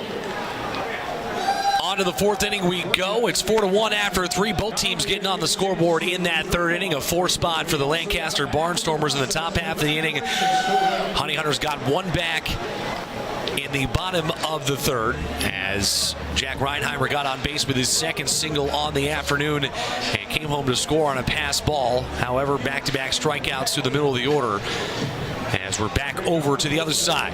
Mark Zagunis, number 5 in the order this afternoon for the Barnstormers on day. Will get the nod here to lead off the inning in this top half of the 4th. His team on top by 3 here on the road, looking for their second straight opening day victory against his Honey Hunters franchise. First pitch comes from Anderson. A called strike to the outside corner. We're back underway here in the 4th. Zagunis spent some time up in the Chicago Cubs organization and playing for the Cubs out of Wrigley Field. 39 hits in his major league career as this one comes home to him. Skies it out right side. Long run down the right field line. On comes Skoll. He'll make the underhand basket catch down that right field line. A late call off, but an out number 1 either way on an 88 mile an hour fastball that was popped straight up there by Zagunis. Skoll's got those wheels out and right. Ends up making a nice little basket catch. That leaves it up to Andretti Cordero. Flew out to the right fielder Skoll his first time around to end that top of the 2nd. Part of the first 6 straight retired by John Anderson. On deck, Ladarius Clark, the guy with the lone long ball so far here this afternoon.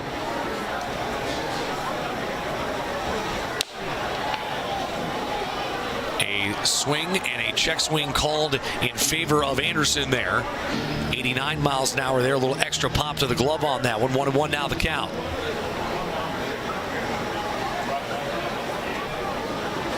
The pitch from Anderson fouled back out of play back towards Franklin. And will land foul for strike number 2. 1-2 here for Anderson. Does have a pair of strikeouts so far, does the lefty.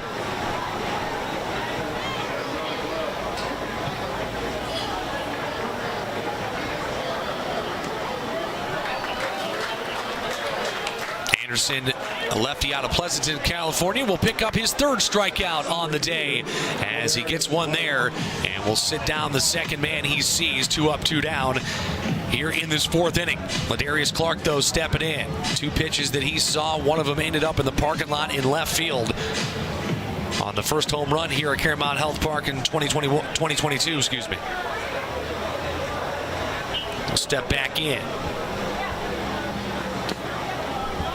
Big swing there on the first pitch, took something off of it and got him to Oblige. 77 miles an hour there, dropping 12 miles an hour off his last pitch. As now that one pops straight back and out of play.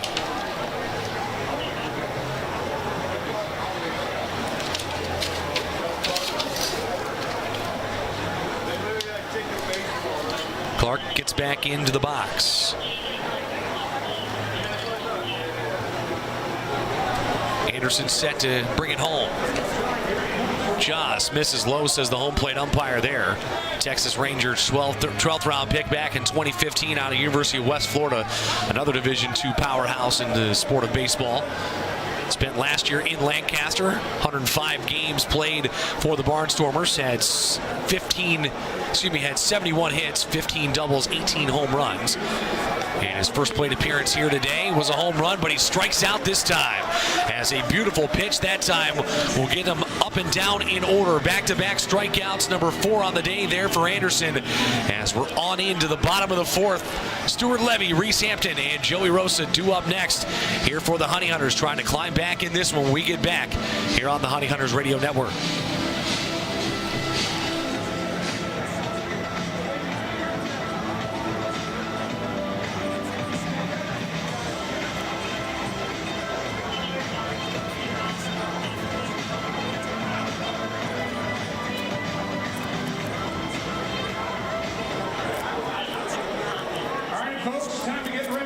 Some birthdays and some special announcements here at the ballparks. Let's fix our eyes onto the video board. Happy 31st birthday to Allie Robinson. Happy birthday, Allie. Happy 21st birthday to Debbie Keller. Debbie Keller's got some fans here this evening, I can tell. Happy 31st birthday to Toby Durham. Happy birthday. And a happy 96th birthday to Queen Elizabeth II. Unfortunately, she could not be here tonight. My apologies. Now it's time for the special announcements. Back here on the Honey Hunter Radio Network. Welcome back in. You can find us all season long, all 132 games being streamed live across a bunch of different platforms. We're hosted by, and thank, of course, WGNC 1450 AM, 101 FM here in Gastonia and the Charlotte area. If you're listening at home and you're outside the Charlotte area, you can tune in at GoHoneyHunters.com for the live audio feed or over on YouTube. Search Honey Hunters Media and find our live stream there as we welcome you back in. Mike Glendon alongside you as we're on into the bottom of the 4th inning. It's a 4-1 game after a 4-1 third inning. A 1-2-3 for John Anderson, though, after a tough top of the 3rd. In that top of the 4th, has gotten the bats back up. It's Stuart Levy who will be the first to greet Cameron Gann once more. First pitch called a strike here is now the second one set to come home. Down and away, ball 1 on the curveball. Trying to get back-to-back curveballs called for a strike. Spencer Bivens looks like he's up and getting ready down there in the bullpen for the Honey Hunters. As that one comes inside, Levy moved out of the way of it, but it's a called strike on the inside corner either way, 1-2.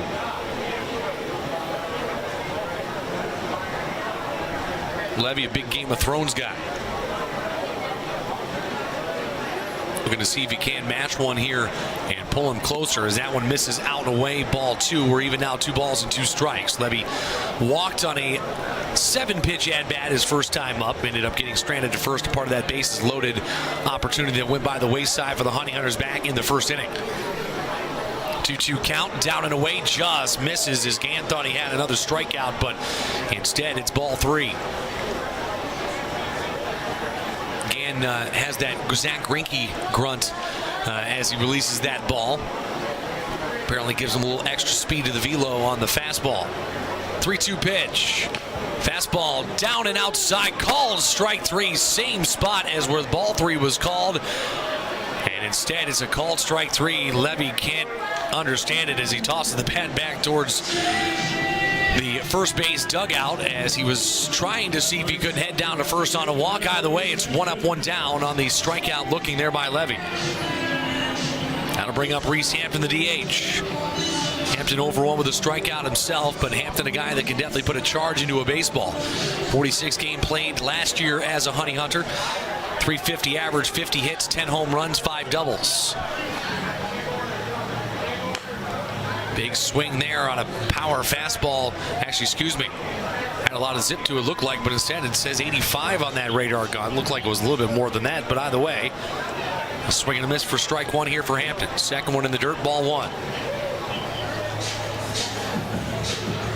Opening night of this 2022 ALPB season. Across the league, 10 teams in it this year. Staten Island Ferry Hawks and the Wild Health Genomes, the 2 newest additions. Staten Island taking over for a familiar name in the Somerset Patriots. Somerset getting bought out by the Yankees organization. So Staten Island coming on board here this season. The Ferry Hawks making history, signing the first ever female professional baseball player, a pitcher. We'll talk more about her. They'll be in town next weekend as the slow roller to the right side is scooped up on over to first for round number 2 here in the 4th.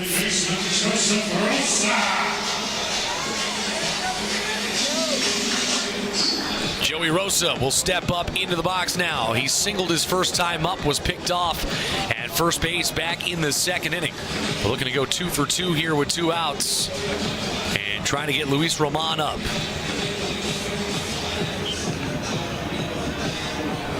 Ball got away out of the bullpen out there, so they'll call timeout here before this first pitch. Outfield shifting towards center field. That left fielder pretty far away from the line, as is the third baseman. That shift pretty much 3 guys on the right side of the second base bag. Shortstop Hoover just to the left side of the bag right now, as onto the outfield grass goes Melvin Mercedes, the second baseman. Swung on and missed by Rosa down in the dirt there on the first pitch of the AB. Now the second comes on. Leaves that one down in the zone, 1-1.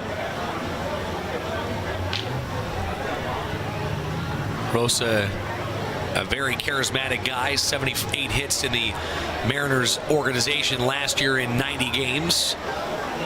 As this one roped out into center, splits the difference between second and short and into center field for his second base hit of the night. Ball gets back in quickly by the center fielder in Clark, but either way, a 2-out base knock there for Joey Rosa. He's 2 for 2 on his season. Now Luis Roman will step in. The third baseman struck out swinging his first time up, but part of 4 lefties in a row at the bottom of this order. And looking up at the top half, Johnny Davis a lefty as well, so 5 in a row if you're in this part of the order. Gann hasn't necessarily had a problem just yet. But runner at first base trying to change those fortunes with 2 outs here, the Honey Hunters. Curveball kicks away, Rosa going. Scooped up, thrown on down to second base, not in time. As keeping a toe on the bag there was Rosa. A little late break. Wondering where that ball was kicking out in front. Shaver got it through a strike down to second, but slid in safely did Rosa. Popped up, they held the tag on him, seeing if he was going to come off the base, but he held strong. And he'll stand now at second base.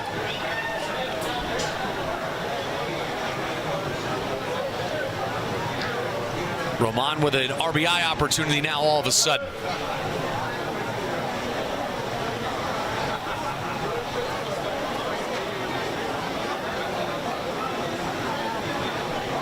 Here comes the pitch. Down and in, called a strike across the back knee.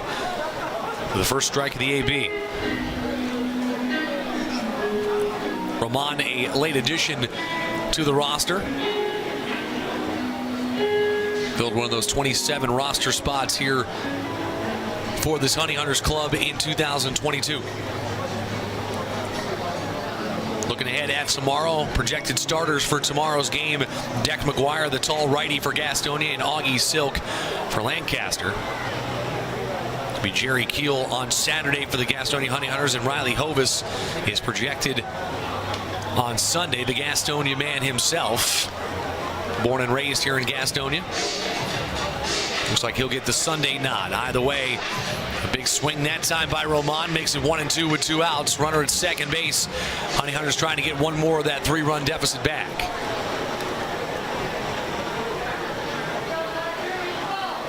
Gann comes set. Looks back, Rosa, now the delivery. Swung on and missed, strike 3 as he dialed up pulled the changeup once more and gets Roman out in front for the strikeout and to end the inning. So despite the 2-out base hit for Joey Rosa, just the 1 hit, no runs here in this bottom of the 4th. It remains a 4-1 game as we head on into the 5th inning here in Gastonia. We're back after this here on the Honey Hunters Radio Network.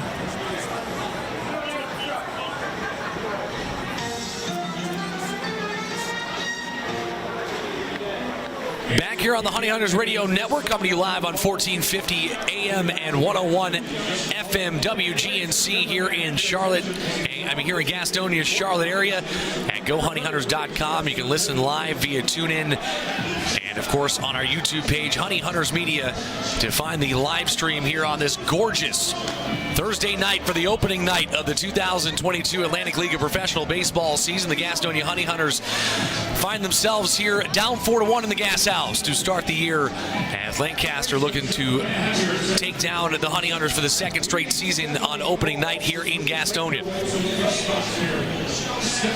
Due up this inning, 8-9-1. Anthony Peroni will get things started for the Lancaster Barnstormers as they will face a brand new pitcher in Spencer Bivens.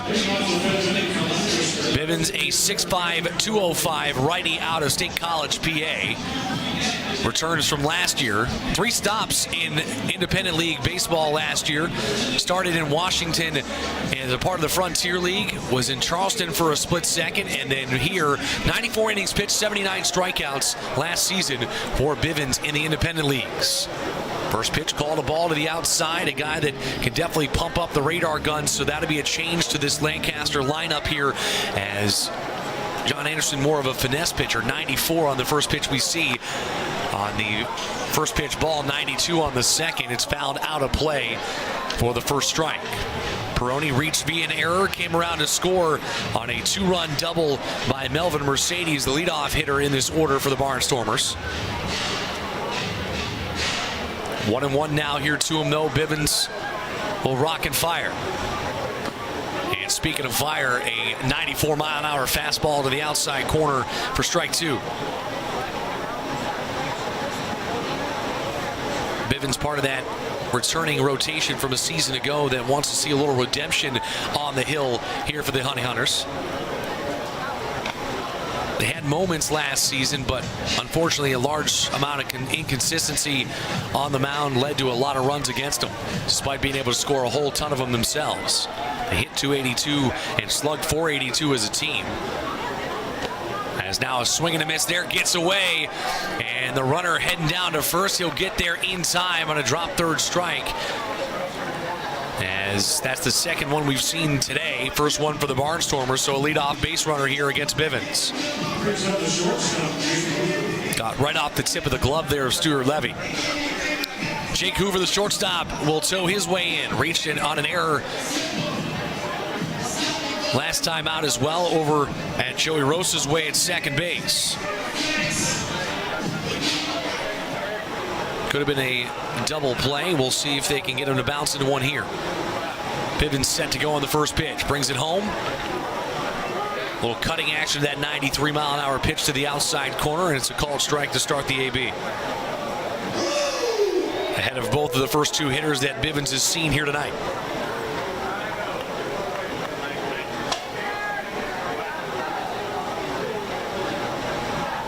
One of the plethora of righties out of the bullpen this year. Fought off. Rosa will tag for one. Throws it on to first, and he will get the double play this time. As same kind of bouncer, different fortune here for the Honey Hunters on this one. As Rosa will take the ball, tag for one, on to first for the second. And quickly two away here for the Barnstormers.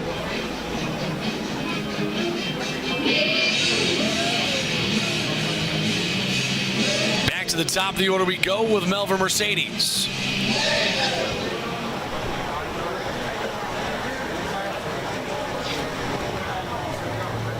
Mercedes will take a called strike, a ball down and in from Bivens. He'll bat from the left-handed batter's box this time around. Switch hitter, second baseman for this Barnstormers team. Hit on the right side, had a 2 RBI double his last time up off that tall fence out in left field. Swung on that one well late on the fastball that time, fouled back towards the screen. Mercedes has spent the last 2 seasons with the Barnstormers. Has averaged about a 275 average in that time span. 126 hits coming into this season in his time as a Barnstormer. Chopped out left side, splits the difference with the shift, and he goes against it this time into left field for a base knock. And he's 2 for 3 here tonight at the top of the order. Had that shift, the shortstop Reinheimer was a little bit closer to second base, and unfortunately that's the risky run with that shift, but either way, it'll be a runner on here with 2 outs.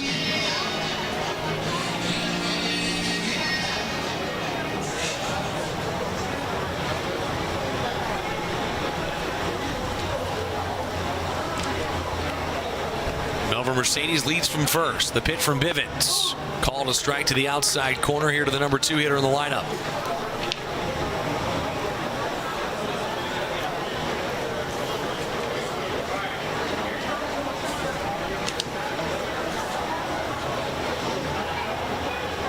Long look in here for the sign. As now will bring it home. Outside, that'll miss for ball 1. Even now to ball and a strike here. The number 2 hitter in the lineup here tonight, and Trace Lohr.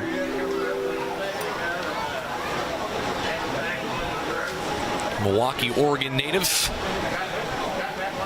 Signed by the Oakland A's in the 6th round back in 2014. Dances out of the way of the fastball there. 2-1.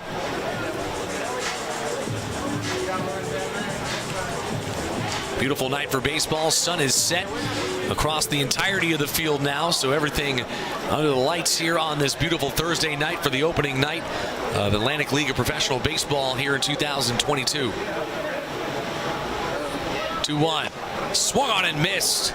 As that'll make it 2-2. A foul tip, they'll say, but either way, Levy popped and was looking up first base, but the foul tip will rule it dead. 2 balls, 2 strikes, 2 outs. Trying to 4-1 advantage in favor of the Ulster Barnstormers here. Honey Hunters trying to get back up to the dish. Lure back into the box, trying to protect. Here comes the pitch. Ground ball right side, playable for Rosa. He'll stay down on it, fire over to first, and he'll get the job done pretty much himself in this inning. Had the 4-3 double play, and now a 4-3 ground out to end it as we go on into the fifth. We're halfway through this one. Honey Hunters coming back out, trying to claw back in and try to take the lead with a monster bottom of the fifth when we get back here on the Honey Hunters Radio Network. Fans, do you want to know where the perfect place is to bring your group to a Honey Hunters game? Well, I just happen to have that solution. It's the picnic pavilion here down the left field line at Paramount Health Park. The best part about the picnic pavilion is you do not need 100 or 200 people to take part. You can enjoy savings with a group as small as 20 people.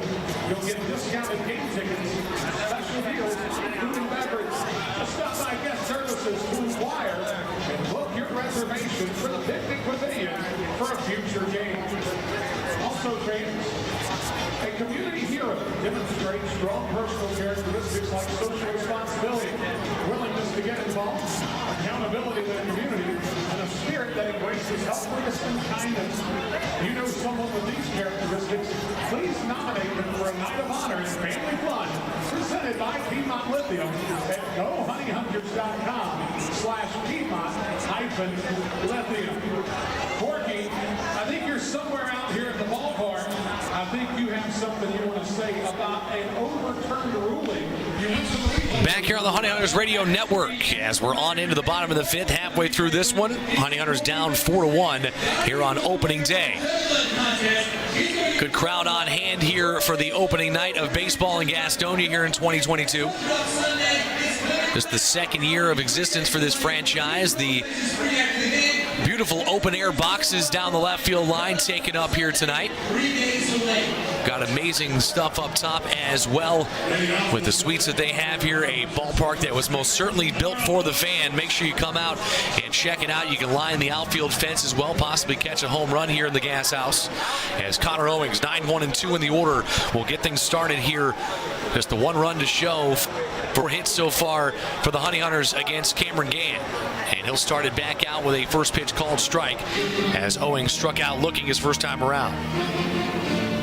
7 strikeouts for Gann for the first 2 times through the order. That ball skips into the dirt here to Owings. Ball 1. Owings, a 34th round pick out of by Arizona. Coastal Carolina graduate, won that 2016 national championship with them.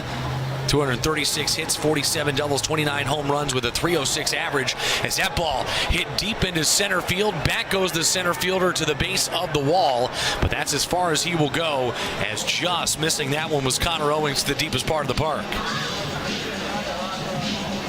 So a hard, long, high out number 1 to get things started here in the bottom of the fifth. That'll lead us back to the top of the order. Johnny Davis will step in and get things started here with 1 out. Back-to-back bounce outs for him to the second baseman to start his afternoon. Third baseman in Lore, a little bit off the third base line onto the grass here, and expecting a bunt. A swinging bunt this time. That one be good for a base hit, and it is. Fair ball the call. Gann wanted it to be a foul ball, but instead it is fair, and it will be an infield base hit on a swinging bunt that time by Davis. And with 1 out, the Honey Hunters have a base runner. At this point, take it where you can get it. That brings up the shortstop, Jack Reinheimer. 2 for 2 on the day with a base hit and an infield single so far this afternoon. Came around to score the lone run on the game for the Honey Hunters thus far.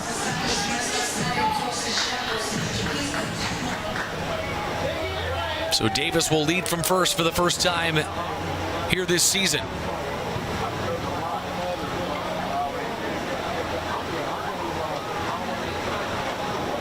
And a time called here by Reinheimer, getting the granted timeout by the home plate umpire.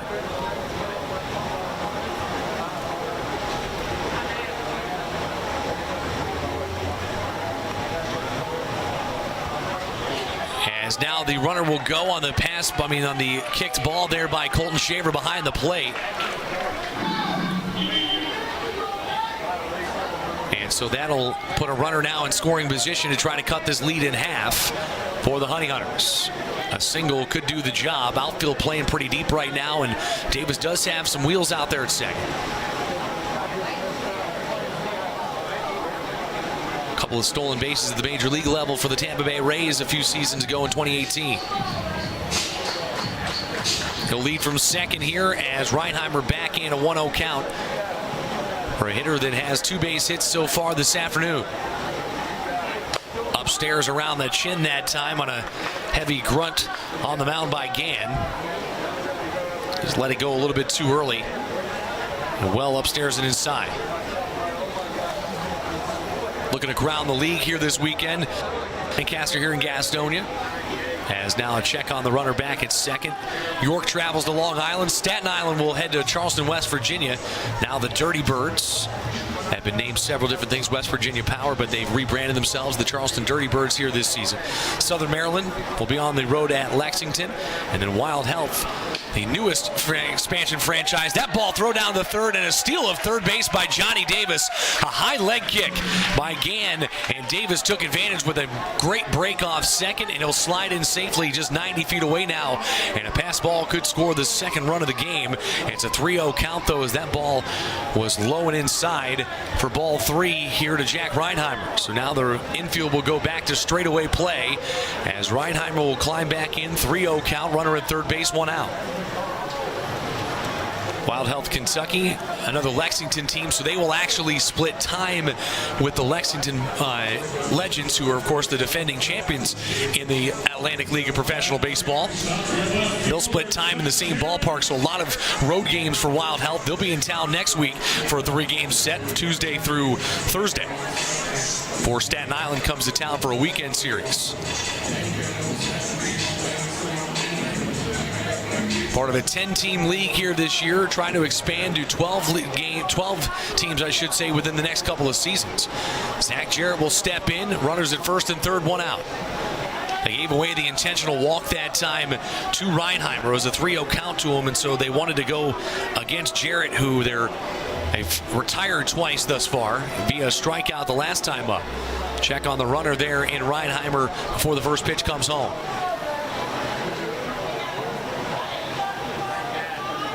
Gann delivers the 0-0 pitch. Big swing that time by Jarrett on a high fastball. His eyes lit up on that one, but just found it straight back into the screen. Jarrett 0 for 2 tonight, but we talked about it, a guy that can add some valuable pop in the middle of this lineup here this season. A late pickup for the Honey Hunters, but a welcome one indeed.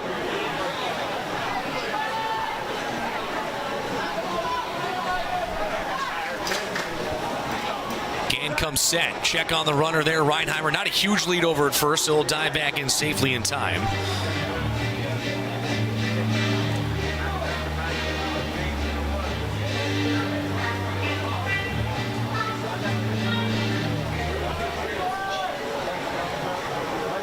Runner leads from first, runner leads from third. 1 out, and the Honey Hunters are threatening. Jarrett out in front, laces one down, heads up down there in the bullpen for the Honey Hunters. A couple of guys go scampering out of the way on a laser beam off the bat of Zach Jarrett, but well out in front of the off speed, and it's 0-2.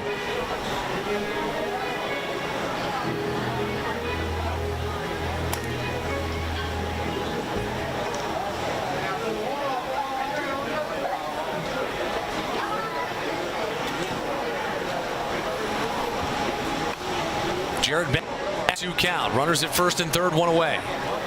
And now it over to first here against Reinheimer. Reinheimer's faked a couple of steal attempts over these past couple of pitches, but hasn't gone just yet with 2 strikes. They're wary about him taking off here. And we'll see what Jarrett's able to do. He'll choke up just slightly here on this 0-2 pitch. Upstairs, and pretty much uses a pitch out that time. No cut on it. Would have been a good opportunity for Shaver to try to throw down had Reinheimer gone from first, but he did not. Jake Skoll due up on deck here with the runners in scoring position, trying to chip away at that deficit here midway through this game. Out and away, ball 2. Good at bat developing now from Zach Jarrett.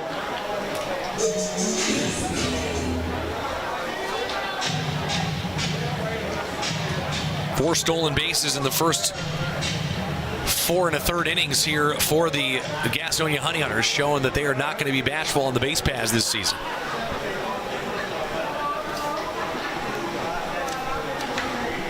And now another one checked on Reinheimer, and can't tell looking down here. Yeah, they are warming up a pitcher, so maybe just giving his guy a few extra moments down in the bullpen to warm up with these throwovers back to first base over these last couple of, or before these last couple of pitches anyway.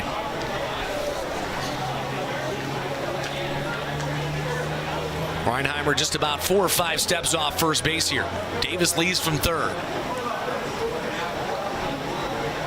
And now a timeout called by Jarrett. So Gann very focused on that runner down at first base, who is doing his job right now and more or less kind of getting in the head now of the pitcher.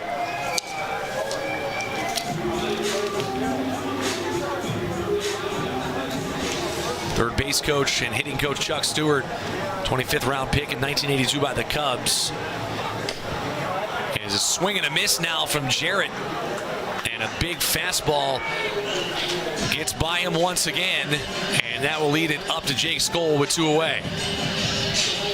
And that might be the final pitch for Cameron Gann here on the night. And we'll call is here, and Ross Peoples will come out and take the ball from Cameron Gann, it looks like. And Gann will come out of the game. A heck of a start there for Cameron Gann to his 2022 season. He's going to be tasked as one of the aces of this state. Lancaster, you've given up 5 hits, but only 1 run here to tack on. It'll be a righty coming out of the bullpen here. We'll talk more about that when we get back here on the Honey Hunters Radio Network. We're back right after this.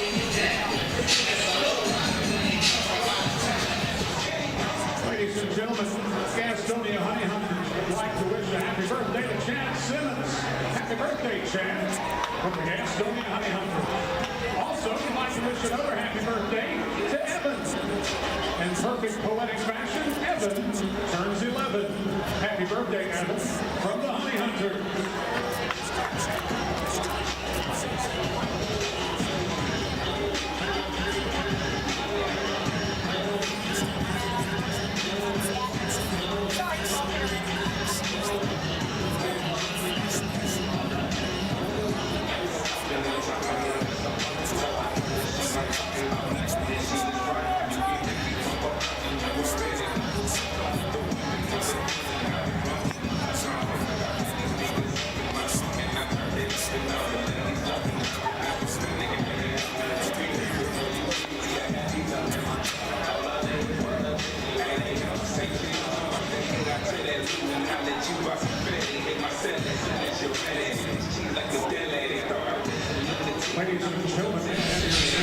New pitcher on the mound here for Lancaster as he'll face Jake Skoll, the man on 1st and 3rd and 2 away in this bottom of the 5th inning. We've made that final turn in the back half of this opening day ball game here in Gastonia.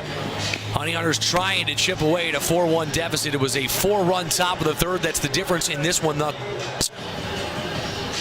Couple of runs scoring via the errors, but either way, it'll be Tyler Swellentrup that will take the lead. Take the hill, as Swellentrup, a 14th round pick by the Seattle Mariners back in 2018 by out of Indian River State College down in Florida. Spent last year in the A-Leagues, Myrtle Beach, and see a 20 games as 35 innings pitched, had 45 strikeouts. And so he'll come out and face a big bat in Jake Skoll, who's trying to get a run back, and a first pitch breaking ball out of the bullpen here for Swellentrup.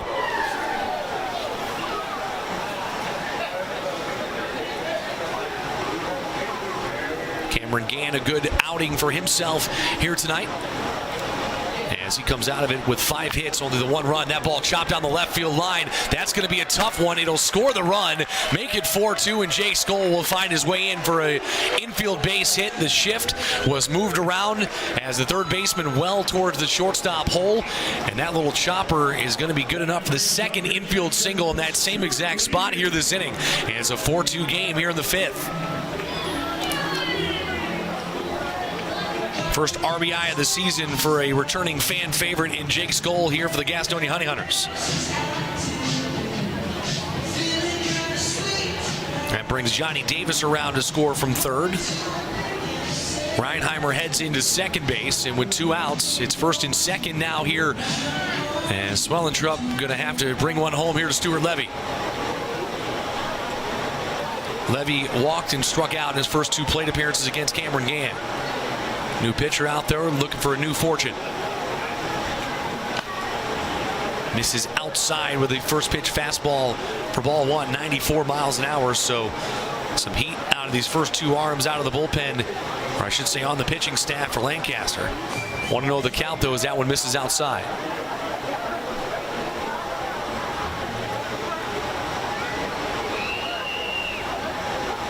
Second one down and in, called a strike. That one down in towards that middle in part of the plate. Broke it back across the back knee.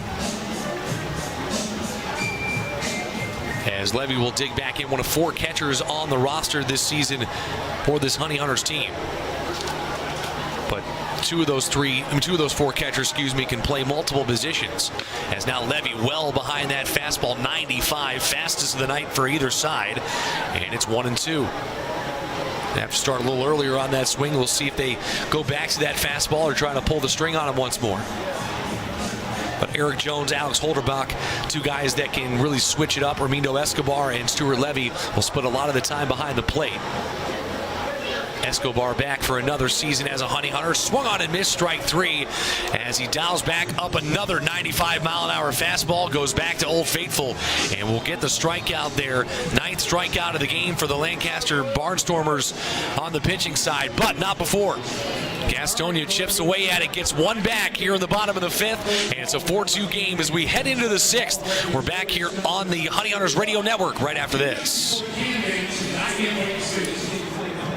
Brian, I can't dance either, but we do have some kids that can dance, and they're going to be participating in the Domino's Dance Camp. Now, the best part is they're representing a section. Now, if they win, their entire section wins Domino's pizza. Not one pizza is split between the entire section. Everybody in the section wins Domino's pizza. Here's our contestant. We have Rex representing section 117. Let's hear from Rex. We have Rachel representing section 111, and we have JJ and Juju representing section 110. Something tells me this ain't gonna be fair, so let's do it. Domino's Dance Camp in 3, 2, 1, hit it.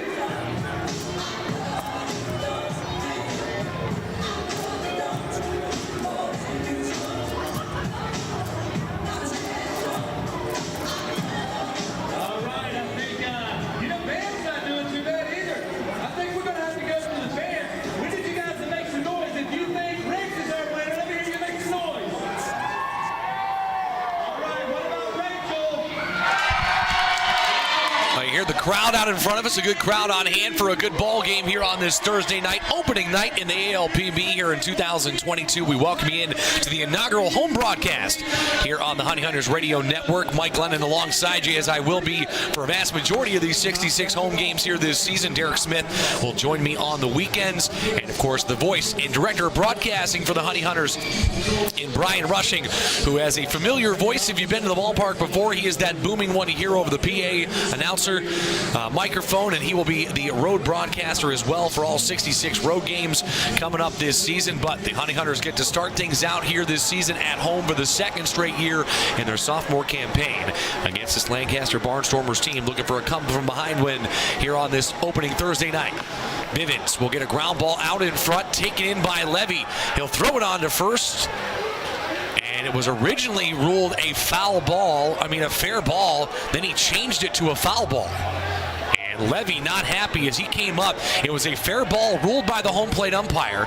Threw down to first, and in the middle of the throw, they ruled it a foul ball. Now Goose Gotso going to come out and have a conversation here and say, hey, listen, you called it a fair ball. My guy made the play. It should be a fair ball and an out. Trying to campaign for his catcher here, but we'll see how it turns out for him. Again, it was indeed ruled a fair ball to start things out. Goose out there in that handsome-looking white tuxedo, black bow tie here tonight. All three coaches on the coaching staff looking suave as ever here on opening night in 2022. Trying to see if he can't buy him a little extra leeway with the umpire. And he's frustrated right now and getting hot here at home. And wondering why the play won't count for Levy. While they conversate down there at home plate, let's take a look ahead. Like I said, throughout the remainder of this weekend around the league, York starting at Long Island, Staten Island at West Virginia, or I should say at Charleston. My apologies to the Charleston, West Virginia team now. It used to be the West Virginia Power, now the Charleston Dirty Birds here. And Southern Maryland will head on the road at Lexington, and Wild Health, the other Lexington team this season, will be at High Point to start the 2022 season this weekend. That runs through tonight through Sunday. 4-game series as they will bring back the hitter, and it will be ruled a strike, and it'll be 0-1 here. But new life for Anderson Feliz, the left fielder. A couple of boos from the home faithful here at Caramount Health Park. The Gas House, as it is affectionately known here in Gastonia. Ball chopped left side, playable, but it slides through into the hole again against the shift. That's about the third or fourth time tonight on both sides we've seen hitters go against the shift. So, you know, if they're going to do it to you, have the wherewithal as a hitter. And as a professional baseball player, you should have the ability to try to push the ball the other way. It was a fastball to the outside corner, and Feliz did just that. So that'll definitely get some groans from the home faithful here as on a chopper out in front of the plate, but instead it's a leadoff base hit for the Lancaster Barnstormers. That'll bring up Colton Shaver now. Over 2 on the night with a strikeout and a pop out. Slider called a strike there to start the AB, and a guy that can drop off 14 miles an hour off his fastball with that slide piece. Goes from 94 to 80. Going after those Pedro Martinez numbers of old.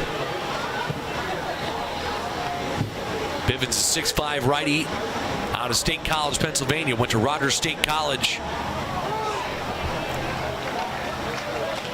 Undrafted. Spent some time overseas in France. Had 81 strikeouts in his season with a 2.51 ERA out there. Pitched for Charleston and Gastonia last season in this Atlantic League. Up there against Colton Shaver, the Colorado Springs native now. Swung on and foul tipped. As no, that one's not going to be a foul tip.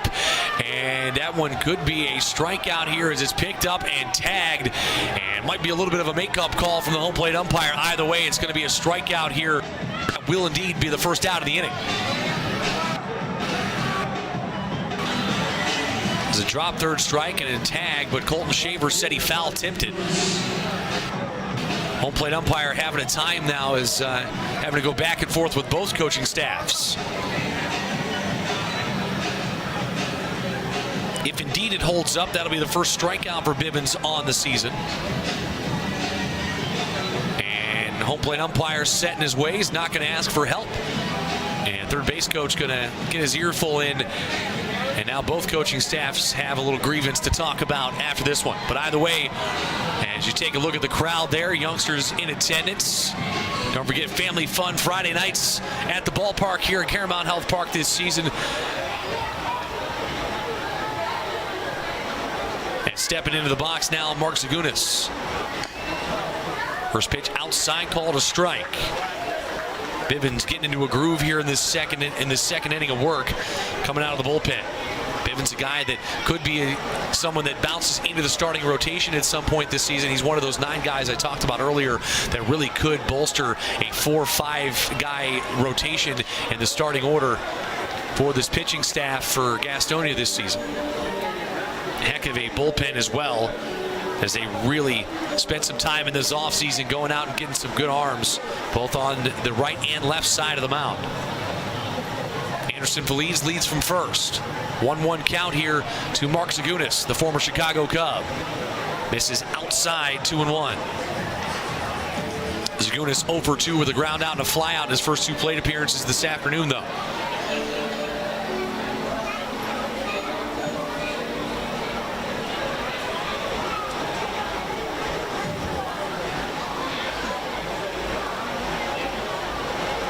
played his college ball at Virginia Polytechnic Institute and State University. Up in Blacksburg is now a high chopper left side. Roman charges in, fires across the body. Beautiful play by the third baseman as Owings drops it on the transfer, but they will call the out. As a good play by Roman, got eat up by a ground ball earlier, charged in on that one, and made a heck of a throw across the body. 5-3 for the fielder's choice, and out number 2.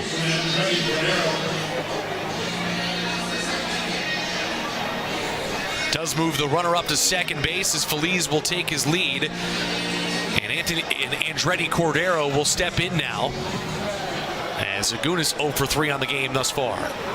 Cordero looking for a base hit and trying to get one of those runs back.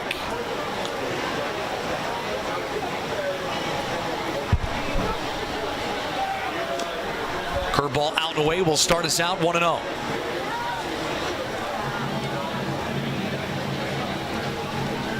The Dominican Republic native, a young guy, just 24 years of age, born the year before this Atlantic League of Professional Baseball started, back in 1998. As this one fouled back towards Franklin Boulevard here, or actually I should say up onto the facade level, where the suites are up above my head. Spent a lot of time in the Rangers organization as an undrafted free agent. Got as high as AA in Frisco, but spent last season at Evansville as a part of the Frontier League. 36 games played out that direction last season with 24 hits as he bounced around between the Venezuelan League, the Dominican League, as he spent actually the last 3 winters, 1 in the Dominican League, 2 in the Dominican League, my apologies, and 1 in Venezuela. This most recent one in 21-22. Just 1 game played in that time for Lancaster. 2-strike count. Called strike 3 to the outside corner as Bivens dials one up with 92 and gets the called strike, and the runner will stay put at second base, and it's 4-2. After 5.5, we go to the bottom of the 6th as your Honey Hunters looking to chip away once more and possibly tie or take the lead when we get back here on the Honey Hunters Radio Network here on opening day of 2022.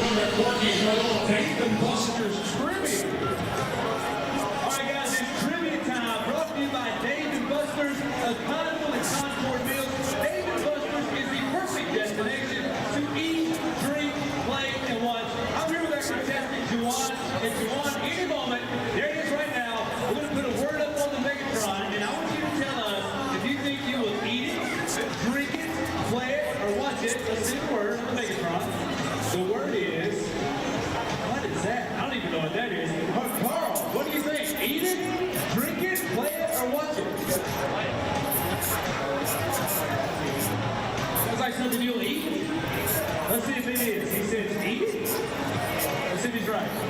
He's correct, and he wins this $25 Dave & Buster's card. Congratulations. Thank you, Dave & Buster's. Nice job, Juwan. Congratulations.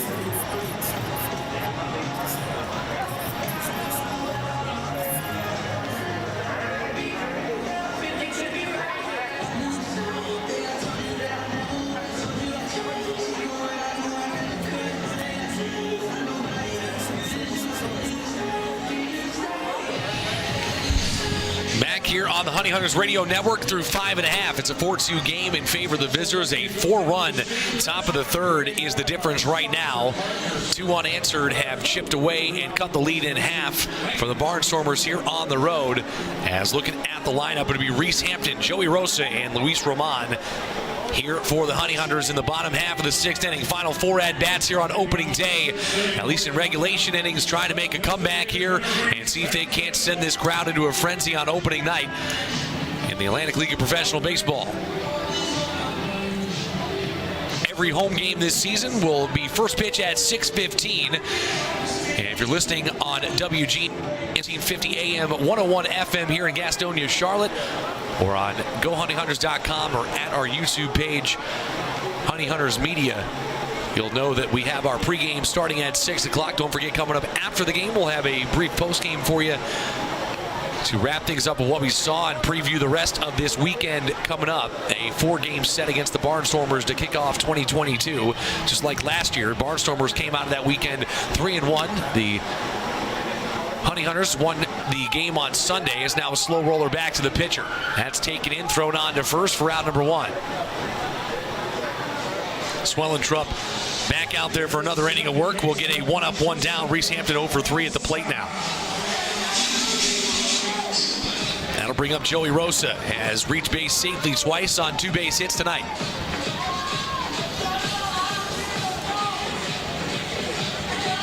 They'll shift on him here as they'll send the shortstop Hoover just to the left side of the second base bag.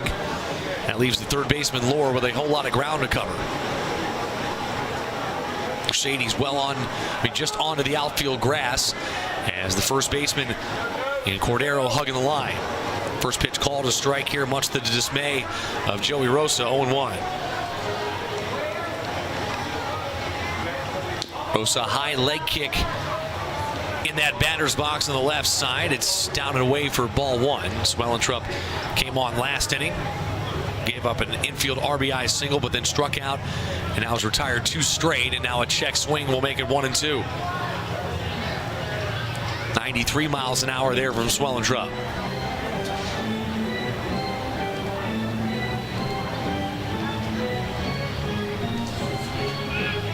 Swellentrup ready as Rosa digs back in.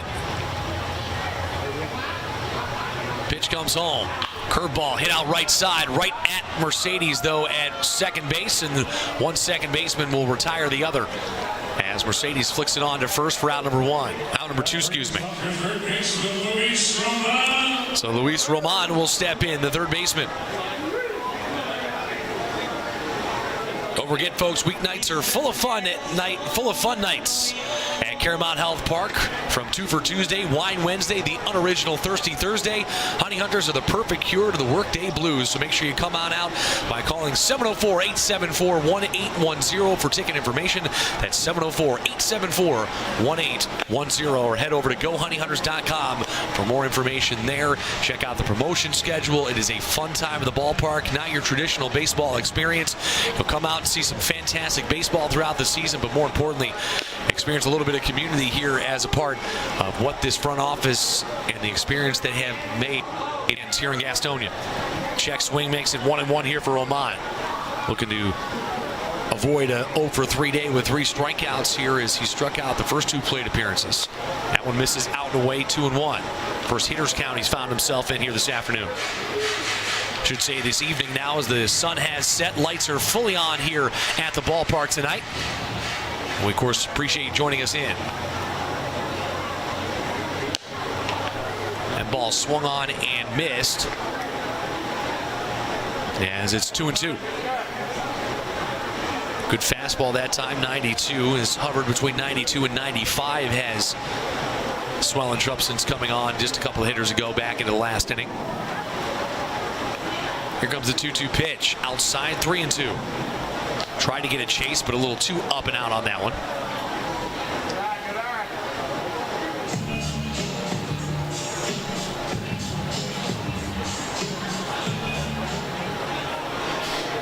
Here comes the pitch. Curveball down and away. He'll let it go. Held back in time. And Roman will extend the inning with a 2-out walk. That brings up your first baseman, Connor Owens.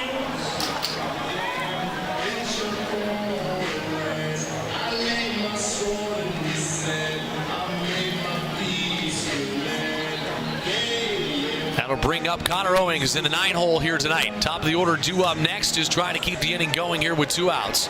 Trying to get those runs back, down by 2 here in their final 4 at-bats. Owings sees the first pitch. Called a strike to the outside corner, 0-1.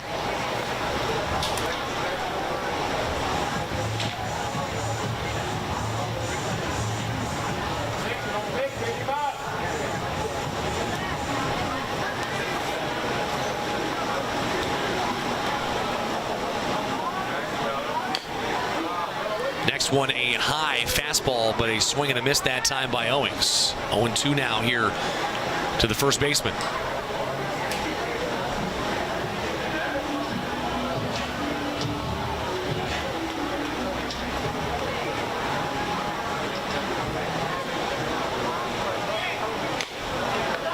goes. Throw down to second base. Not in time as Roman will steal second. Fifth steal of the night now here for the Gastonia Honey Hunters.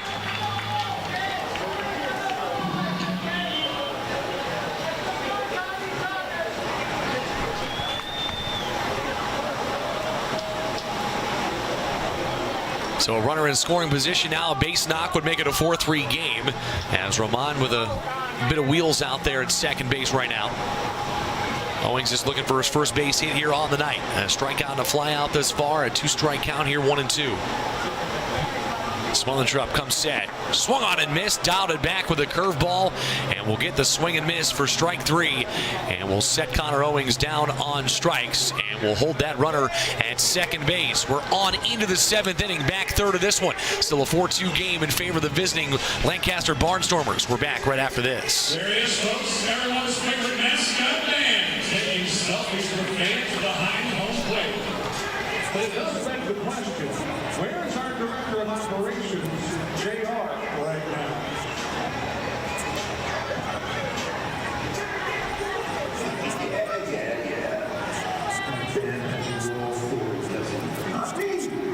No. I'm going to get that mascot fired. Last thing I ever do.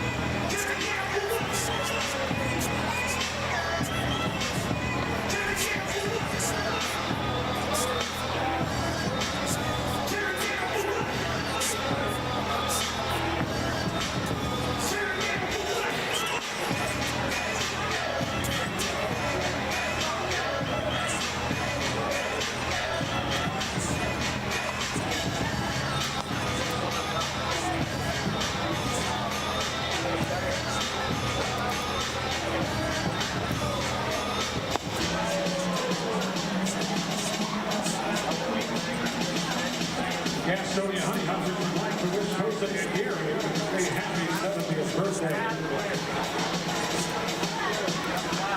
Leading off the 7th inning from Lancaster, the center fielder, Darius Barnes.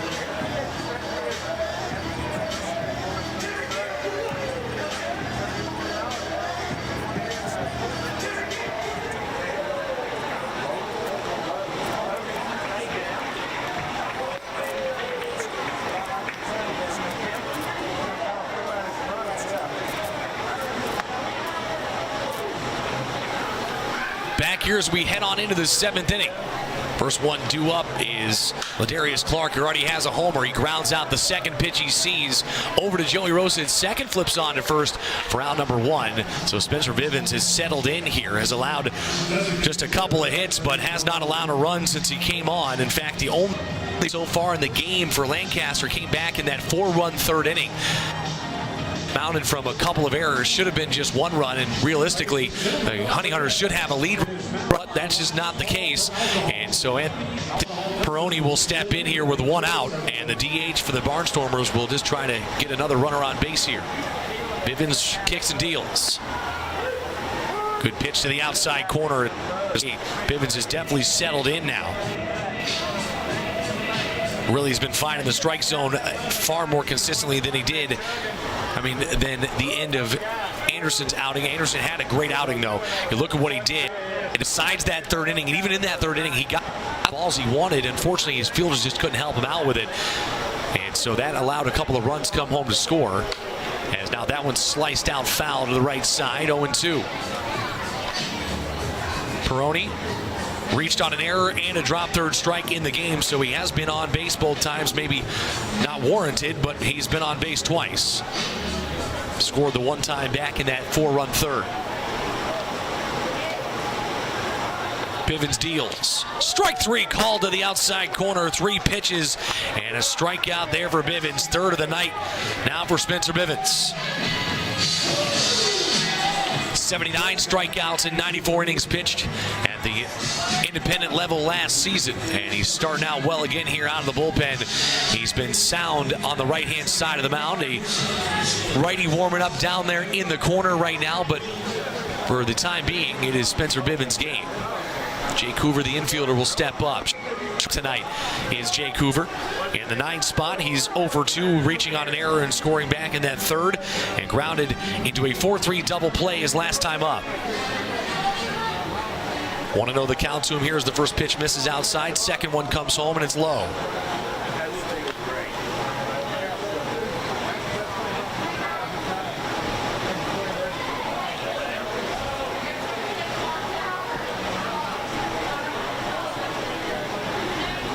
Hoover digs back in, taps that toe in the right-handed batter's box. Here comes the high leg kick from Bivens and a called strike to the outside corner, 2-0.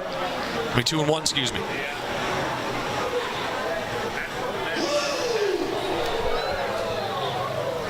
As you hear the woo here, of course a fan favorite with who else but Ric Flair. As a called strike to the outside corner, back into the count comes Spencer Bivens. It's 2-2. Hoover, another Rangers product, a 28th rounder back in 2019 out of Hillsdale College. Spent 29 games at Lancaster to end out his season after bouncing between AAA and AA last year for the Texas Rangers. As that one misses low and it's a full count pitch.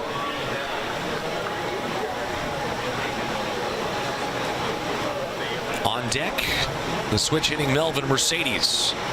2 for his last 2 at the plate is Mercedes atop the lineup here for the Barnstormers. Bivens outside, called strike 3 again. Back-to-back hitters. He goes to the outside fastball, freezes them there, and gets them looking for the second consecutive hitter. 3 straight Ks via the look. And Bivens keeps it at a 4-2 lead here for the Barnstormers. We go into the bottoms of this final 3 cracks of the bat. It's 7th inning stretch time here at Caramount Health Park. We're back in a minute right here on the Honey Hunters Radio Network.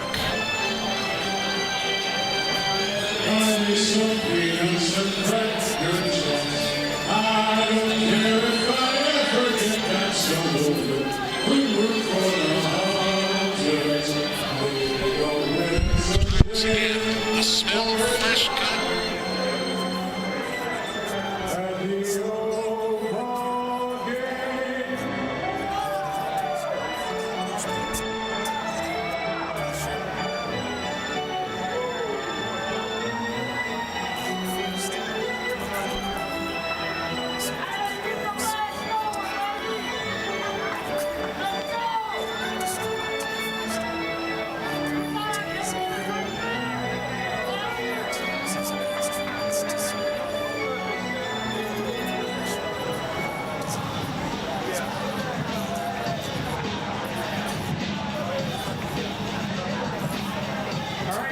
If you'll take a look at the video board, you see the Big Dad. For somebody who is a Big Dad, I know a little something about big sandwiches. You can take advantage of $1, Big Dad. Win or lose, get a Big Dad. Pork sandwich for $1. The Gastonia Honey Hunters ticket stuff. And if you've got an extra one, bring it by the press box, because I don't have one. Special thanks to Shane Tripchak.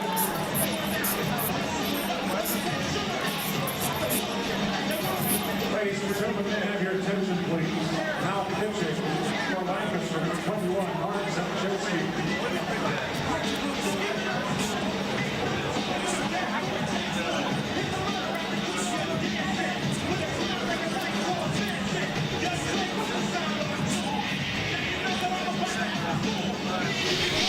New pitcher to speak up for the Barnstormers as Mark Zapczynski. My apologies. A lot of consonants in that name, but either way, he'll take the mound here as we head into the bottom of the 7th. 5th rounder in 2007 for the Toronto Blue Jays out of UC Riverside, I should say.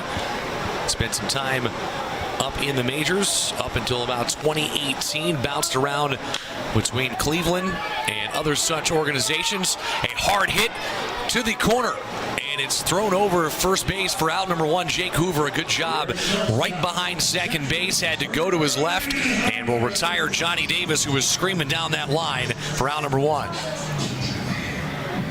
First pitch swinging against the lefty that time. As now we'll see Jack Reinheimer has reached base safely all 3 times up at Reinheimer tonight. First time against a lefty this evening.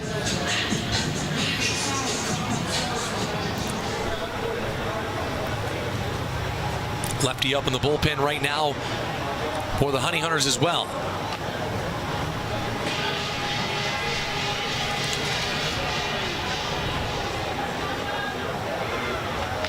Looks like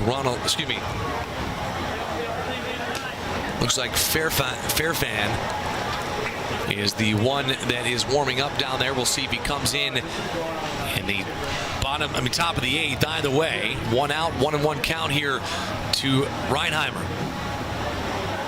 Low and away ball 2. Reinheimer seeing the ball well so far. Again, 2 hits to start his night, and then an intentional walk on 4 pitches his last time up. Came around to score the first run of the game, as that one fouled back, and 2-2 now as that one gets its way back towards the third base dugout.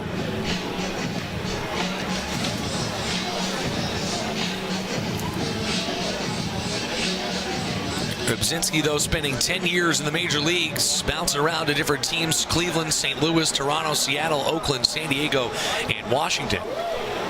As now it comes up and will hit Reinheimer. So Reinheimer will actually take his base. That's the thing about this Atlantic League of Professional Baseball. Over 60% of the players have Major League Baseball service time under their belts. And so guys that have seen that pinnacle and are trying to get back that direction, and that spells a lot of good baseball here in this summer of 2022. So keep it locked for that. We'll, of course, be alongside you, Mike Glennon, here on this beautiful Thursday night for opening night of this 2022 season. Second season of existence for this Gastonia franchise. But it's a proud tradition here in Gastonia to be a part of professional baseball. One that started over 99 years ago, back in 1923. Checking on the runner over there at first. Back in time. Here comes the 0-1 pitch. Swung on and missed by Zach Jarrett. Jarrett, the left fielder, can add some punch. Has not been able to find the bat to the ball here today, though, as he's 0 for his last 2 with 2 strikeouts, over 3 on the night thus far. Now 2 arms warming up down there in the bullpen. A pair of lefties getting warm. Jarrett swings on one in the dirt. It'll get away. Runner will stay put at first. And that'll be 2 outs now on the strikeout. First one for Brzezinski. And now he'll face Jake Skoll, lefty on lefty for Jake Skoll for the first time this evening. As Skoll will try to put one in play. Came up with an RBI base knock his last time up, and a little slow roller to the left side. As here comes the pitch. Runner goes, first pitch. Throw not in time, as it didn't come out of the hand. It actually went backwards on the transfer. Couldn't quite grip it with the fingers that time, and went sailing behind his back. So an easy take of second base that time by Reinheimer. Now he stands in scoring position. A base knock would make it a 1-run game. Coach Stewart down there in the third base box with that tuxedo on, waiting to wave him home.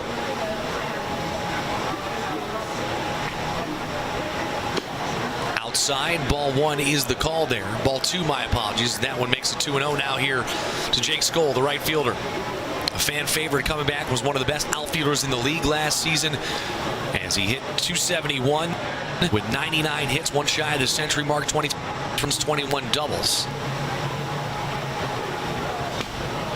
That one will be called a strike across the knees on the outside corner, 2-1. Spent some time of these last couple of weeks as a part of that Savannah Bananas tour. Played in some pretty cool ballparks as a part of that team. The old barnstorming days, and that's really what that has turned into. And it's a sight to behold, that is for sure. And this idea that got started right here in Gastonia at the Gastonia Grizzlies franchise. Part of the Coastal Plains Baseball League, the Collegiate Summer League. Another one outside and low, called a strike. So back-to-back pitches, freezing Skoll there on the outside corner to a lefty. Hoping it's going to be called a ball. Instead, it's back even at 2 balls and 2 strikes with 2 outs. Runner at second base, the one that could pull this within a 1-run game. Rebzinski will step off before this 2-2 pitch. Skoll looking to put a charge into one here on this Thursday night. Out and away, that one too low. No chase that time. That's what Skoll was hoping for on those last couple of pitches. And now it's a full count. Stuart Levy waits on deck, the catcher.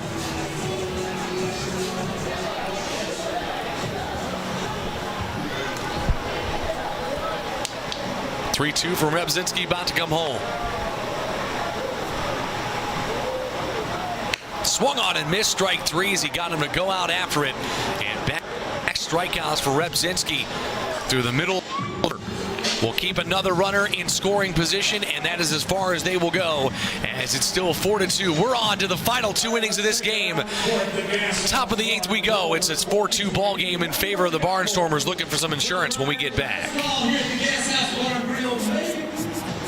But the party's going to continue because DJ Red is going to keep things jumping here tonight after the game. And even better news than that, the party continues after every single Honey Hunters game right down the street, just a couple of blocks away at the GASTONIA courthouse. Fans, all you have to do is take your ticket stub. That's it. Everybody has one. Walk a couple of blocks away to the GASTONIA. Free beer and a soul. All you have to do is trade in your ticket stub right down the street at the GASTONIA courthouse. Ladies and gentlemen, may I have your attention, please? Now pitching for your Honey Hunters, number 23, Bonus Barton.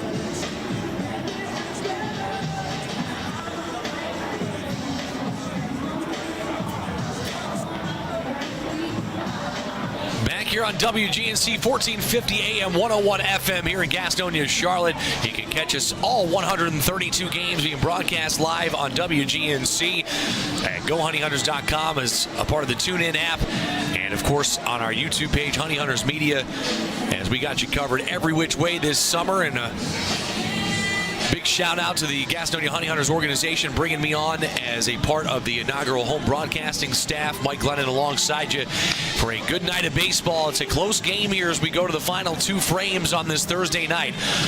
Onis Farfan, will come on and wheel and deal on the left side of the mound here tonight out of that bullpen. Third pitcher used by Coach Gazzo in his first game in this 2022 season. Second lefty of the night as the starter, John Anderson, threw it from the left side of the mound.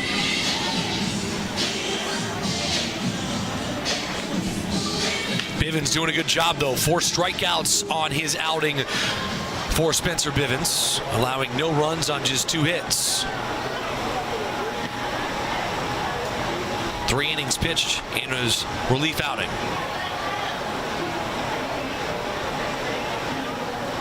Now it's up to Farfan.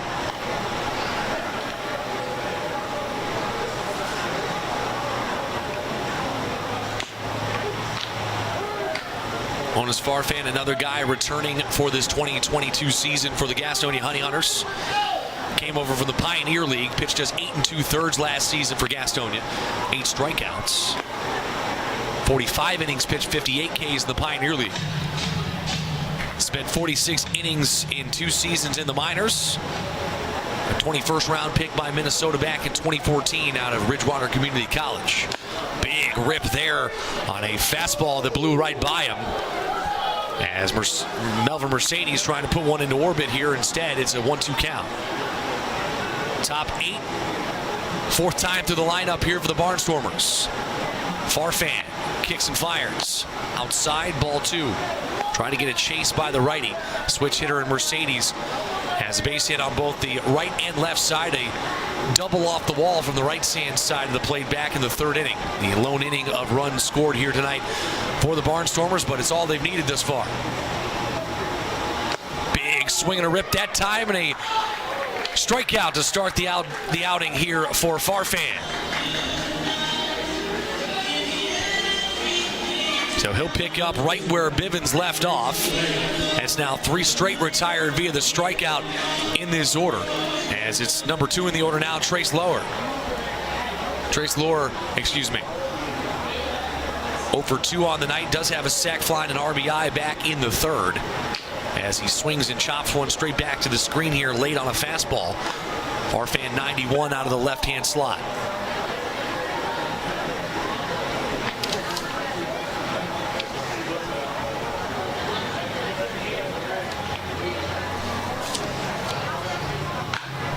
Ball cracked out into center, long run, diving, trying to make the play as Davis. It gets by him as Skoll will come around and help out his center fielder. Good backup by Jake Skoll on what almost was a highlight reel play by Johnny Davis in center.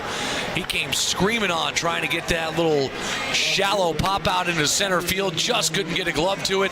Skoll, though, will hold it at a double, as that was to the deepest part of the park. But a 1-out double will put a runner in scoring position here in the top of the 8th for the middle of the order here for the Barnstormers.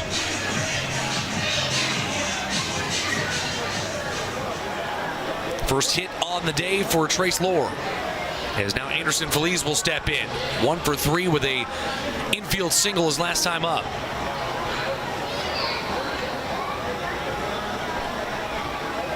Farfan kicks and fires, and a weird little foul ball that time. That ball stayed right off the foot, almost hovered on it for a second, and then rolled back into the catcher's mitt. It is a foul ball, though. Had some discrepancy earlier in the game with that. Top 8, 4-2 game, 2 runs on 6 hits, 3 errors for Gastonia. 4 runs on 5 hits and an error for the visiting Barnstormers. Farfan long look in for the sign here as Feliz digs back into the box.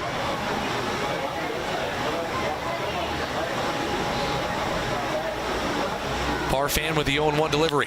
Pops straight up. Playable out there for Davis. A lot easier one than the last one that was sent out that direction. And Davis camps underneath it for out number 2.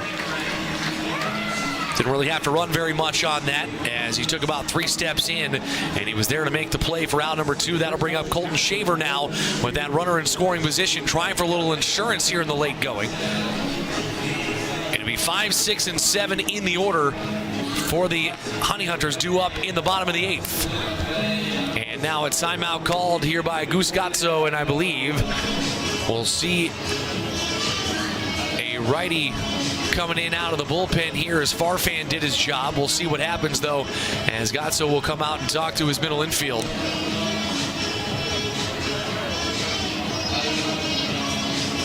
And so Farfan did his job, and he'll get a round of applause and a hearty handshake from his manager as he'll come off retiring the 2 that he saw. Did give up the double, but it was a little shallow pop fly that got by a diving outstretched arm, and we'll have a new arm coming into the game. On the right-hand side, they'll go righty on righty for the matchup here with Colton Shaver. We'll take a step aside here, back in just a moment on the Honey Hunters Radio Network.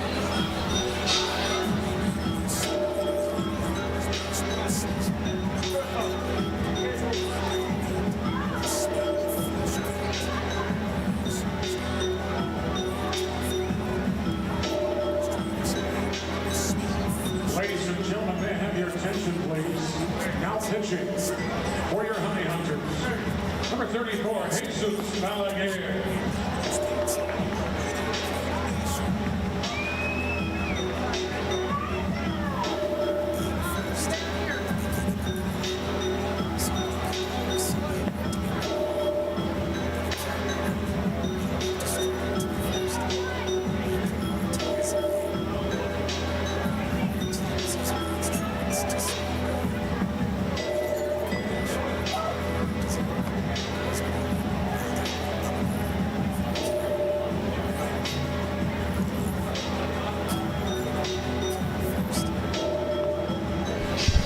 It's Jesus Balaguer that will take the mound here on the right side of the mound. That is against the righty Colton Shaver. Balaguer, a 6'4 Cuban out of La Habana. In his first season here in Gastonia, spent the last 5 seasons in Indy ball. Was out in Western Washington with the Frontier League last season, 43 innings pitched and 48 strikeouts, a sub-4 ERA between his minor league Cuban National Series and foreign league stints here throughout his career, but he's out there and tasked with keeping this a 4-2 game to go into the final 2 at-bats for the Honey Hunters here on this Thursday evening, opening night of the Atlantic League of Professional Baseball season here in 2022. And we are in store for what should be a good one. 132-game schedule could be grueling to say the least, but a lot of excitement built around this second-year team in the Gastonia Honey Hunters. A beautiful field, beautiful ownership, and a restructured team to try to bring some wins here to Gastonia. Colton Shaver digs into the box with a runner in scoring position here at second base, 2 outs. Balaguer fires it home, misses upstairs on the first pitch for ball 1. Balaguer came out and pitched a couple of good innings of relief work, I should say, back in that exhibition on Friday against the High Point Rockers here in Gastonia. Now he's called on here in the 8th inning of opening day. The 1-0. Swung on and missed out in front. Looked like they pulled the string on him a bit that time, and it's a 1-1 count now here to Shaver.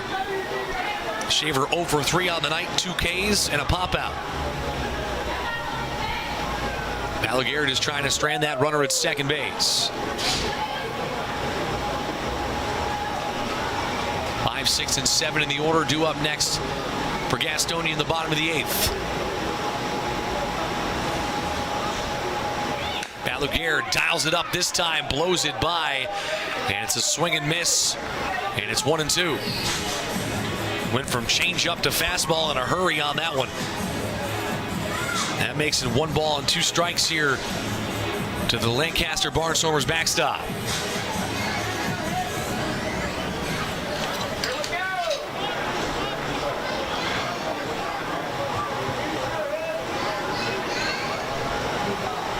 Going to be another beautiful day tomorrow, up into the low 80s. As that one just misses outside for Balaguer, looking for a strikeout on that one, but instead it'll even the count, 2 balls and 2 strikes. Temperature's going to be, like I say, in the low 80s come game time tomorrow. Same time, pregame start at 6 o'clock right here on WGNC 1450 AM, 101 FM, and of course at GoHoneyHunters.com and on the YouTube Honey Hunters media page. First pitch set for 6:15 on Family Fun Friday night. The first one of this 2022 season. You're going to not want to miss that at some point this year. Make sure you come down and check it out, as Fridays are always family fun days here at Caramount Health Park. Be here for all the action and all the fireworks, with 5 fireworks shows throughout the 2022 season. Make sure you get those tickets at GoHoneyHunters.com. Foul ball keeps it in 2-2 count.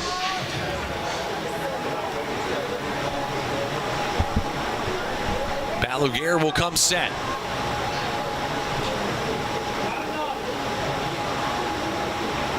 Another 2-strike pitch on its way. Swung on and missed, strike 3, as he'll get the strikeout there. First guy he faces this season. He goes down on strikes. And we'll keep it at a 4-2 game as we head on into the bottom of the 8th. Rally time here for the Honey Hunters at home on opening night. We'll see what we got when we get back here on the Honey Hunters Radio Network. JR in the face with a cape. I'm sure we'll hear more about that tomorrow. Like a good neighbor, State Farm is there. Special thanks to Jessica Tria. Ladies and gentlemen, also, I need to let all the kids know in the ballpark we're running the bases after the contest tonight. So make sure that all the kids get to the kid zone at the end of the 8th inning. If you're a kid or you think you're a kid, make sure you get to the kid zone at the end of the 8th inning.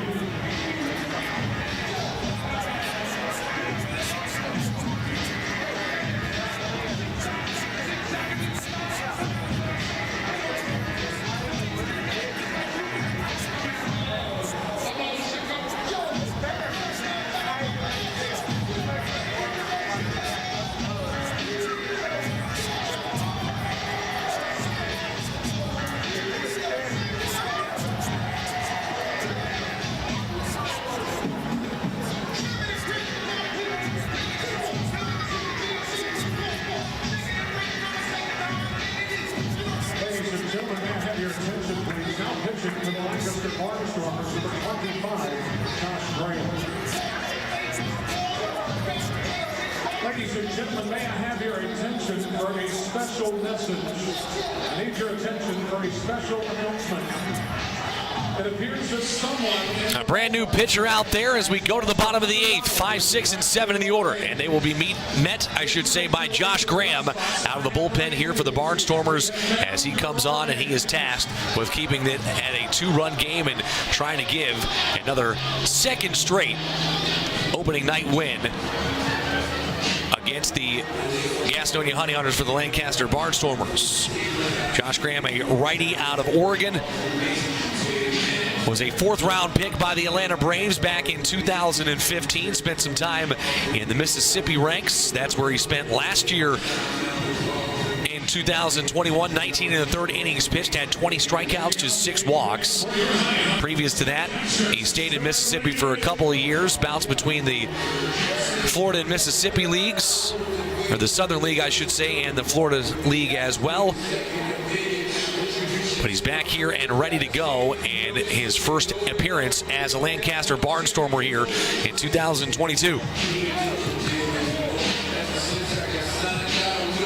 Struck out 2 or more batters in 7 of the outings last season in 13 appearances. And he's tasked to go through the middle to bottom of this order here as Stuart Levy will step in and be the first one to greet him. Levy, the backstop, 0 for 2 on the night with 2 strikeouts and a walk, but is trying to be a leadoff base runner here. Reese Hampton, Joey Rosa due up after him here in this bottom of the 8th. Going to be up to the bottom of the order here to try to flip the script in this opening night bout. First pitch upstairs, outside, called a ball, and we're back underway here in the bottom of the 8th. Is it rally time in Caramount Health Park here tonight? That's yet to be seen in front of a good crowd on hand here for opening night of this season. Second one, a little bit slower coming in than the last couple of pitchers we have seen. It's a called strike across the belt, and it's 1-1.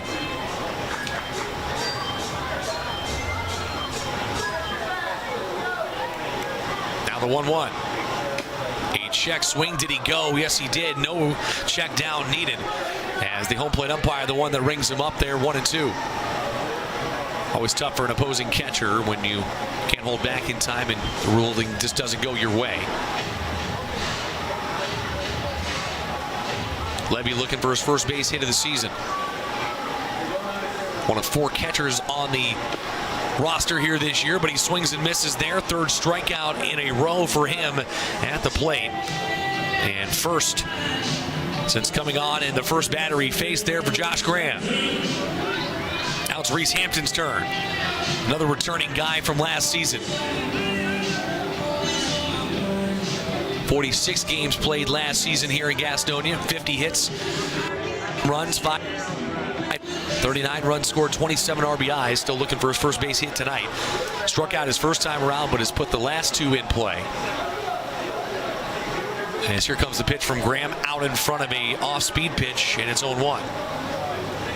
That's the thing, you go from the different eye angles that you've seen over the last couple of pitchers here. But more importantly, the velocity has been dialed back here with Josh Graham. More of a finesse guy is now laying down a bunt. That's going to stay fair. Hampton speeding down the line, not in time. And a bunt base hit for Reese Hampton. Beautifully read as he saw the third baseman and Lohr played well back and the shift was on. So he lays down a late bunt and he'll be on as one of those runs to try to get back here in the bottom of the 8th inning. And that's one way to get your first hit of the season, and more importantly, try to get your bat going, as that'll leave it up now to Joey Rosa. He's 2 of 3 on the game. A couple of base knocks in his first 2 plate appearances. Grounded out his last time up.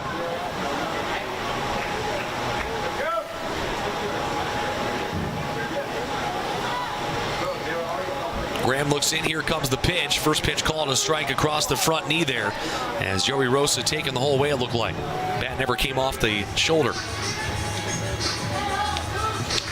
10 teams in the league this season for the Atlantic League of Professional Baseball. A couple of new teams joining the ranks.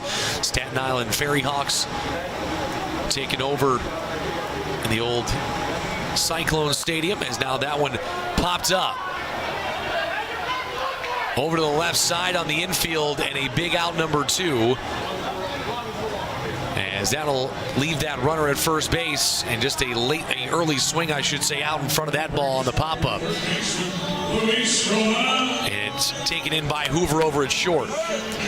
Luis Roman will step up here with a runner at first and 2 outs in the bottom of the 8th as they try to put a comeback in the books here on opening night.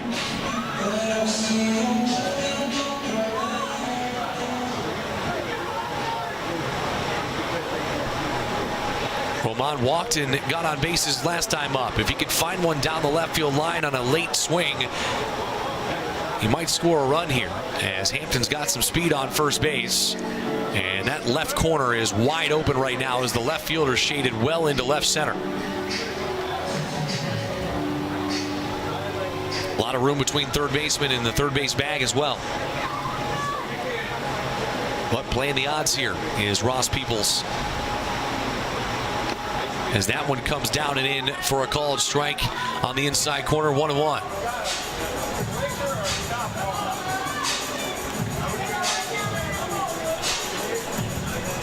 Roman trying to give something for this home crowd to erupt on.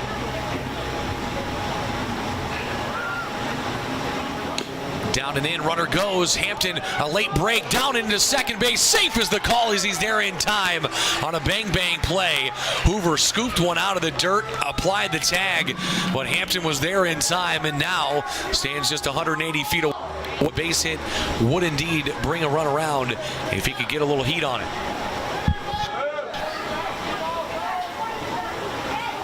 Another stolen base tonight, make it 6 now here for the Honey Hunters on opening night.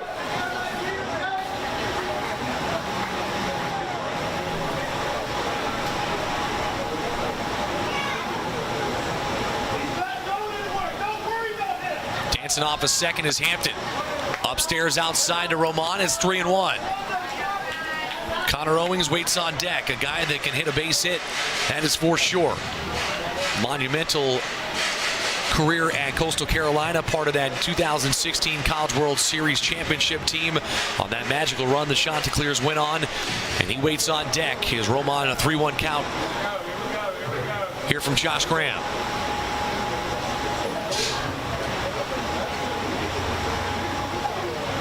Swung on and missed on a pitch in the zone, but well out in front. And like I say, not a ton of velocity to speak of for Josh Graham. And right now, these hitters well out in front of a lot of these swings.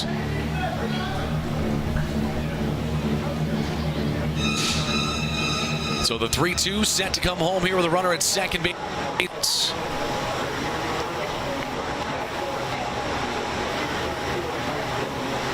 Graham looks the runner back, the 2-strike pitch. Outside, ball 4, and Roman will walk for the second straight at-bat. First and second now, as Connor Owings will step into the box in the biggest at-bat so far here in the game.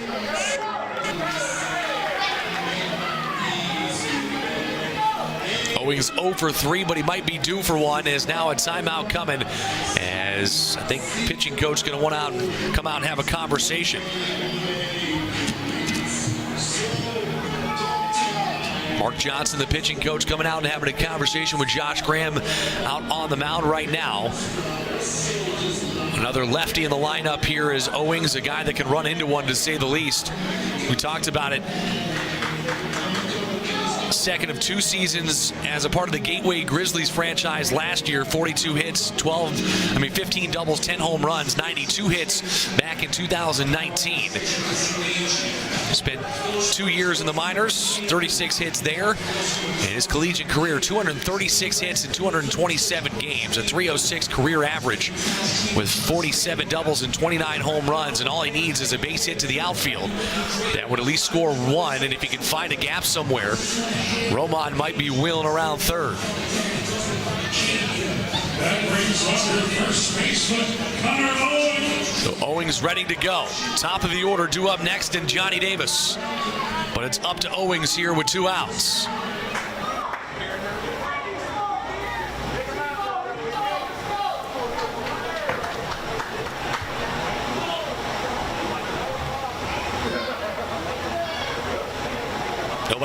Anybody on it as the pitch comes home. Inside, call the ball to Owings. So the starting to shrink just a bit here in the late going. That one missed.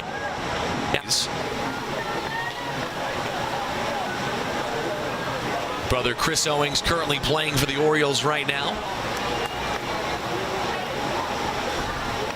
Connor trying to light Gastonia on fire here with a ball in the gap. Runners go as that ball popped out left side. Long run for the left fielder as now shortstop going to trail back, make the call, and Hoover will make the play for out number 3.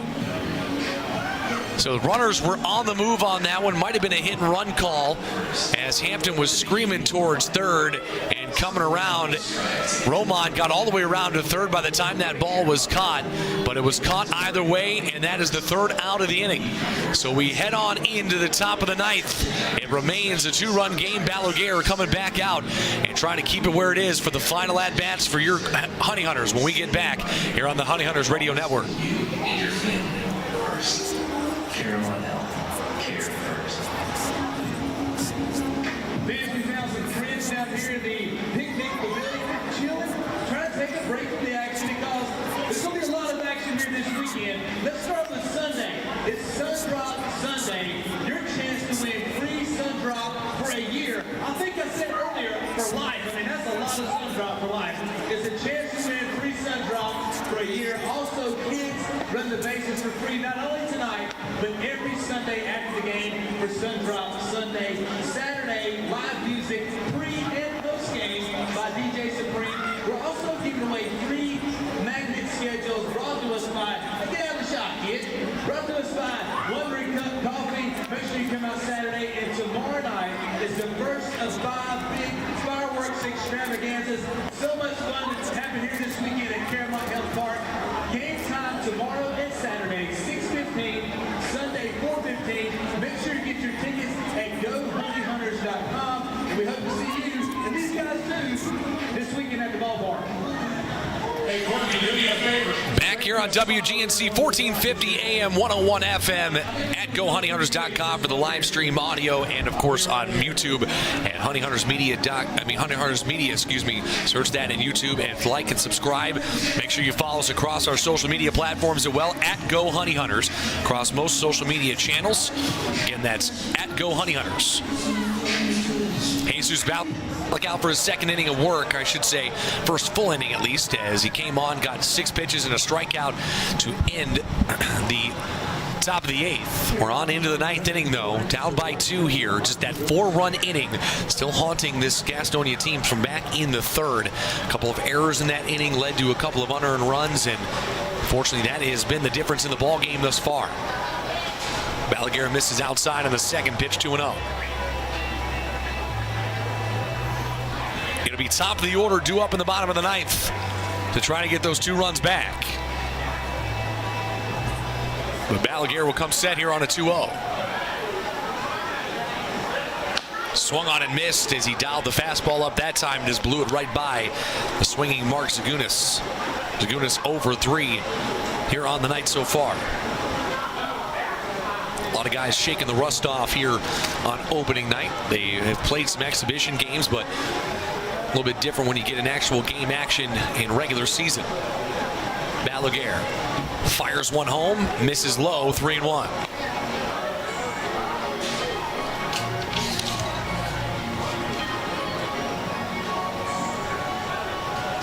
Deep breath here from Balaguer as he toes his way back onto the rubber. 3-1 count here to Zagunis.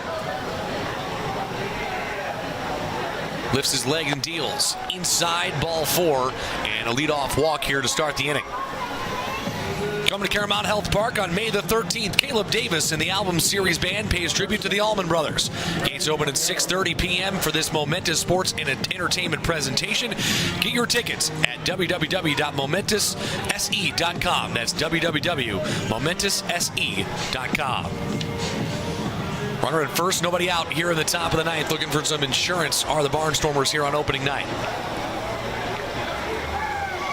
Took the opening series win last year against Gastonia here in this ballpark, 3-1, as the Honey Hunters were able to win the Sunday game. We got one coming your way tomorrow night, Saturday night, and Sunday as well to end off opening weekend in the Atlantic League. That one fouled back towards the street here, so an 0-1 count here to Andretti Cordero. Dominican Republic native dodges out of the way of that one and struck out in his last 2 plate appearances, including one looking last time up.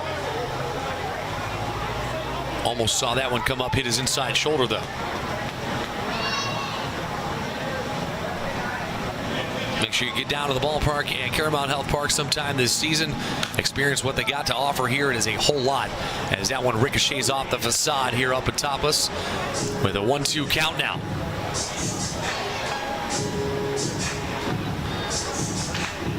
All about the fan experience here at Caramount Health Park. Gas House Bar and Grill out in center field, a great place to watch a ball game. Don't forget about those group ticket sales as well, and the suites we have up top. They are absolutely beautiful and a great place to watch some baseball here this summer.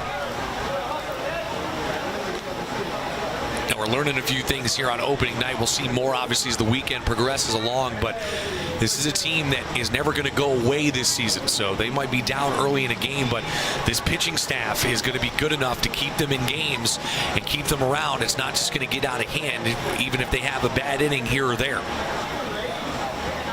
So it's one of those teams you're never going to want to turn the dial off on, that's for sure, especially once the bats get going. High fly ball down the right field line, but well foul. 2-2.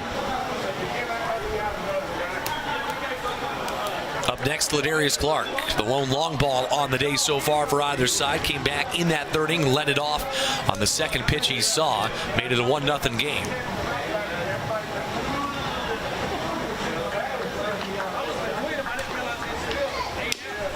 That one will miss, says the home plate umpire. 3-2.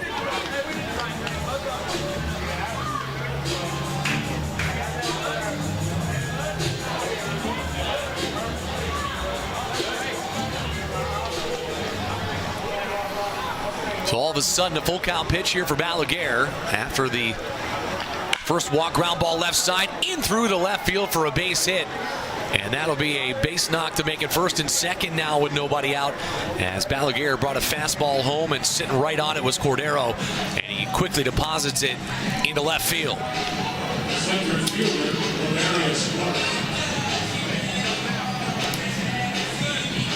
So a good start to the inning here to try to add some insurance in this top of the 9th for Lancaster.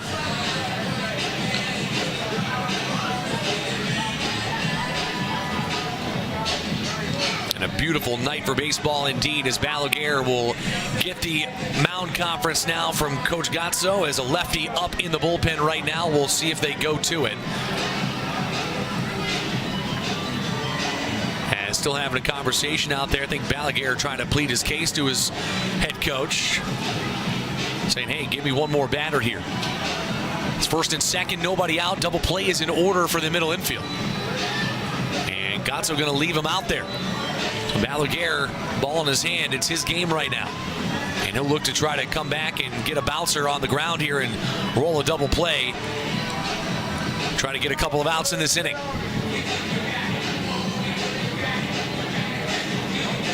It'll be Ladarius Clark that steps in. Home run back in the 3rd. His lone hit on the game, struck out and grounded out since then. But lesson learned by this pitching staff, don't leave anything over the middle. Big rip on that one, trying to do the same thing and put it into orbit, but well behind the fastball, and fouls it straight back into the screen for strike 1.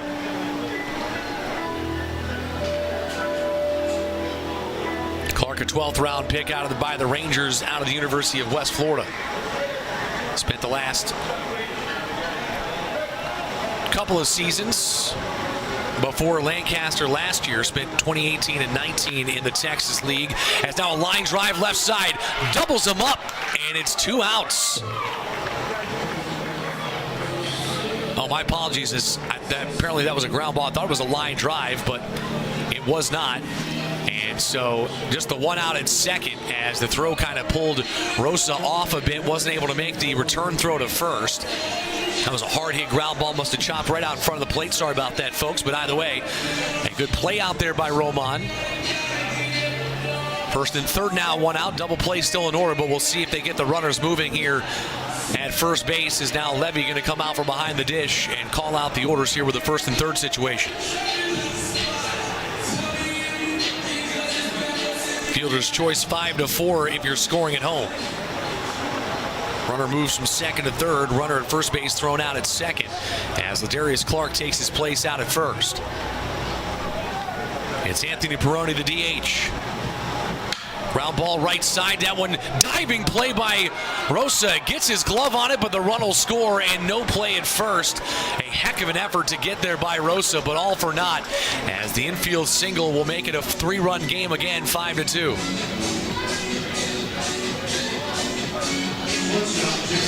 Zagunis comes home to score.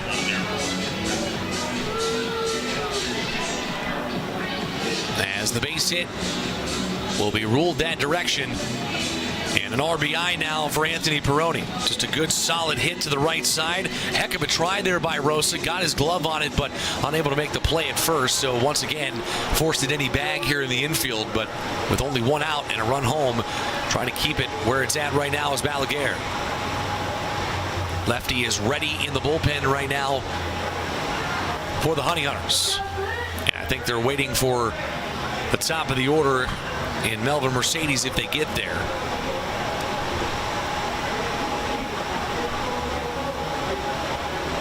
As a strikeout against the left-handed pitcher last time. Check swing that time, though, by Jake Hoover.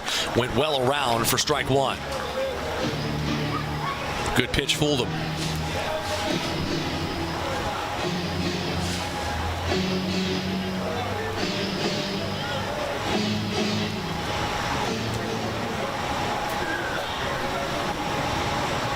Hoover, a former Rough Riders teammate of the guy that stands at second base, Ladarius Clark in the Texas Rangers organization. Runners go. Here comes the throw down to second base. In time, hoses him on an absolute frozen rope for Stuart Levy. As Ladarius Clark might have had a play at third, but a late break by Roman. And Levy throws an absolute strike to second base. Rosa applies the tag, and the runner is dead meat on the back half of that play, and it's 2 outs now with a 1-1 count here for Jake Hoover.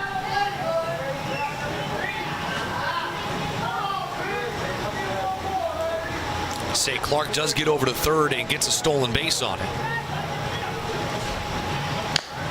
As now the fastball just misses, and Balaguer freezing, wondering where that one missed. Instead, it's a 2-1 count when he comes set again. A run home here, 90 feet away is another. Trying to make it a 4-run cushion in the ninth. Stands at 3 at 5-2 right now. 5 runs on 7 hits, 1 error for Lancaster. 2 runs on 7 hits, 3 errors for the Honey Hunters. And that 2-2, now the 2-1 pitch fouled back into the screen, 2-2. Balaguer going to try to do it himself.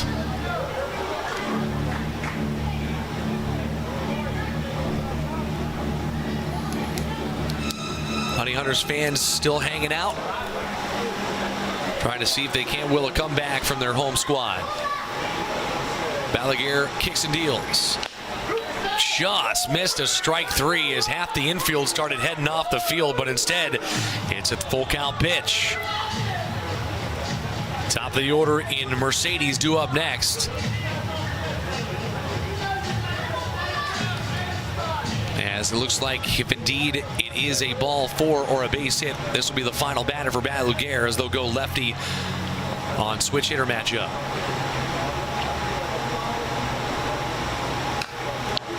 Another one fought off by Hoover. Good at bat here at the bottom of the lineup, making Balaguer throw some pitches to get that out.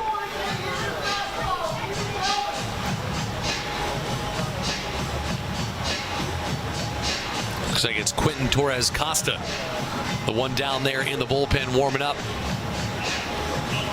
The Hawaii native out of Hilo, Hawaii, same place as a gentleman who played for North Greenville last night here, collegiately anyway, as that is ball 4 out and away. And we'll make it first and third now here in the top of the 9th inning. As this one continuing to drag on in the top of the 9th, and that will do it, I think, for Balaguer. As we'll step aside with him, we'll have a new pitcher. It's Torres Costa coming onto the mound, trying to keep it at a 5-2 game for the final crack of the bat for your Honey Hunters when we get back here on the Honey Hunter Radio Network.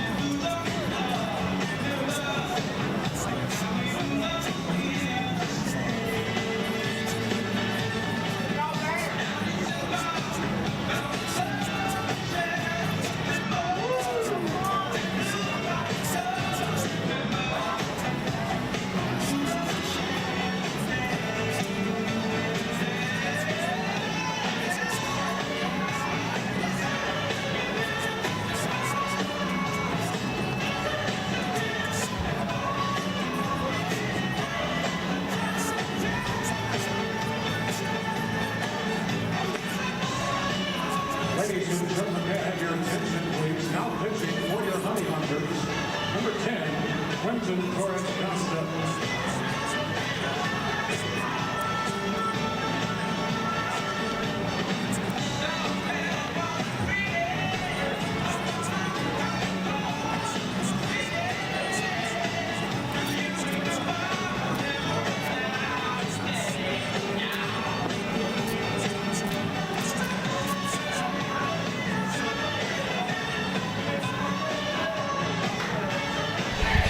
Here on WG 1450 AM, 101 FM here in Gastonia, Charlotte, at GoHoneyHunters.com, across the TuneIn app, and of course on YouTube at Honey Hunters Media. Make sure you find us and like and subscribe on all of those platforms as we continue on here throughout this top of the ninth inning. One run has come home to score for the visiting Lancaster Barnstormers. They have a 5-2 lead here on opening night. Quentin Torres-Costa, though, the lefty, to climb onto the mound here. The latest guy entering the game, I should say. Fifth pitcher tonight used by Coach Gatso.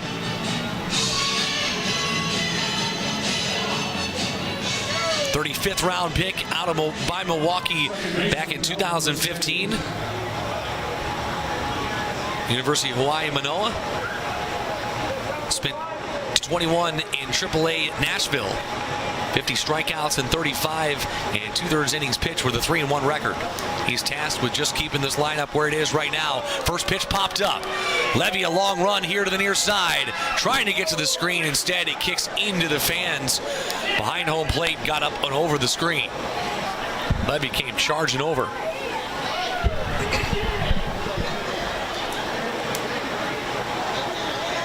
Long run for the catcher there, but 0-1 the count now to Melvin Mercedes. Hit one off the top of the screen out there in left field back in the third.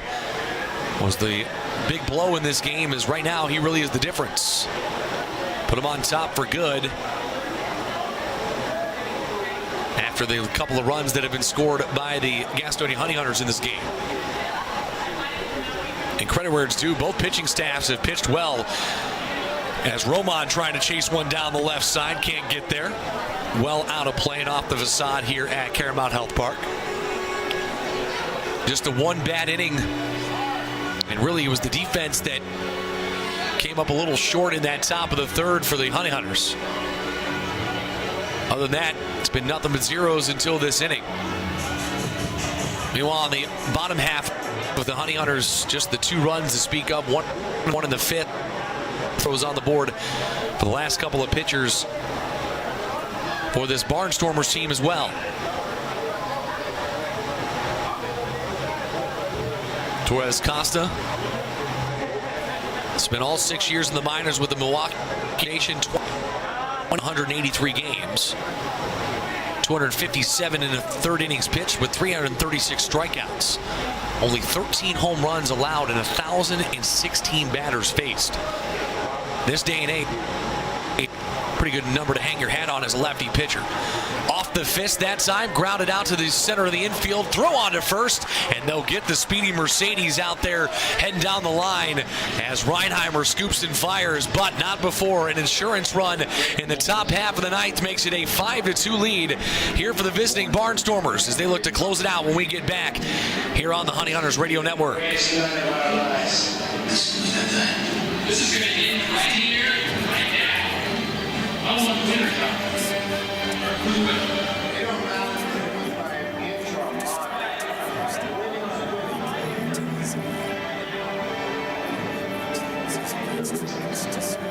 We shut them down because we can. This is where we hold. This is our fight, whether we like it or not. Yes, we feel There's something. Let's go. Let's go right now. Let's get it all down. Let's go. this is your time.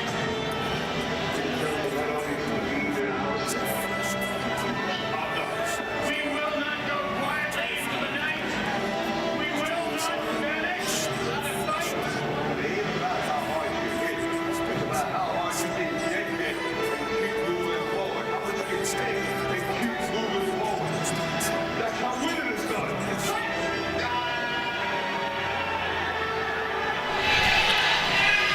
bottom of the ninth, down by 3 are your Honey Hunters. One final crack of the bat as they will face a new pitcher out there on the mound, as it'll be Scott Schumann, the one that gets the nod to try to pull off the opening game save for the Lancaster Barnstormers.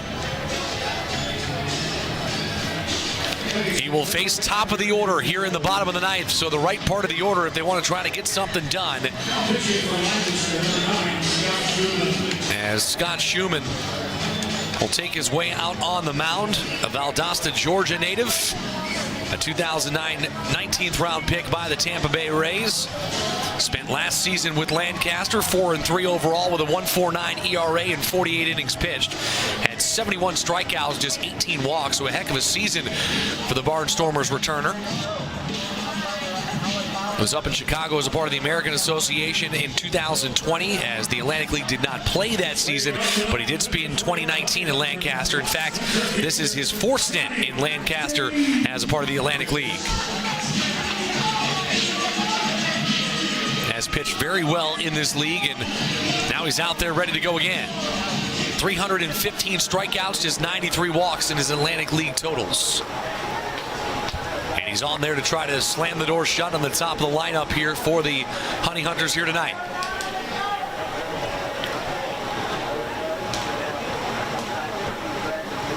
First man to meet him is Johnny Davis. That ball outside and away. Davis, a guy that reminds me almost of a Ichiro Suzuki, albeit he chokes up on the bat a little bit more. One of those slap hitters that he's already moving out of that left-handed batter's box when he makes contact with it. Maybe not going to hit a ton of home runs. He'll run into one every now and again, but that's not what he's up there for. He's up there to be a base runner.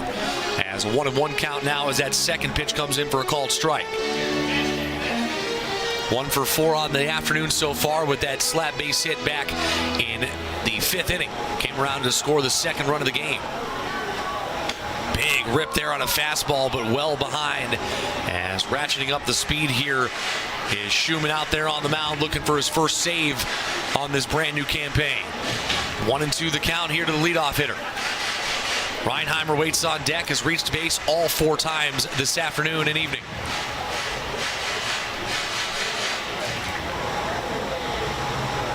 Shrinking the strike zone here is Davis as he kind of crouches over just a bit. A little bit of a late swing that time, but he stays alive as he foul tips it back into the screen. Don't forget, coming up after the broadcast, we'll have a quick post-game report coming your way as we wrap up our coverage tonight, preview tomorrow, and the rest of this weekend. As this one comes home, outside cold, strike 3 to the outside corner, and 1 out here in the bottom of the ninth. Down to their final 2 go to the Honey Hunters. Jack Reinheimer will step into the box, has reached base safely all 4 times, 2 for 2 on the official stat line as he's got 2 base hits. He came around to score in the 3rd, an intentional walk and a hit by pitch in his last 2 at-bats. Up next, Zach Jarrett.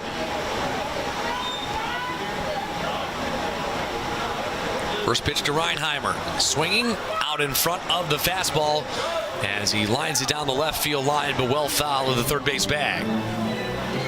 So he knew he was going to see speed on the first pitch. Was out in front of it, but well out in front.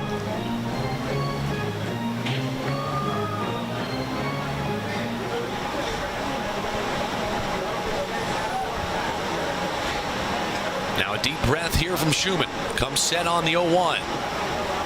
Down in the dirt, 1-1. Trying for a bit of a chase that time, couldn't get it. Schumann ranks 3rd all-time in appearances with 171 as a Barnstormer. And behind his current head coach in Ross Peoples.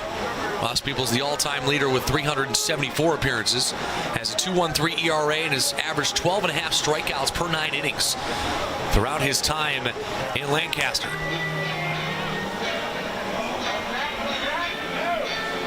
One and 2 the count. Here Reinheimer, he'll choke up a bit. Pitch comes home, down and away, 2-2. A lot of zip on that fastball, so these hitters are going to try to dial it up and get out in front of it a bit. Haven't necessarily seen the A stuff in terms of breaking balls just yet, but we'll see what he's got here. Down and in ball 3, and just trying to get on base once again is Reinheimer.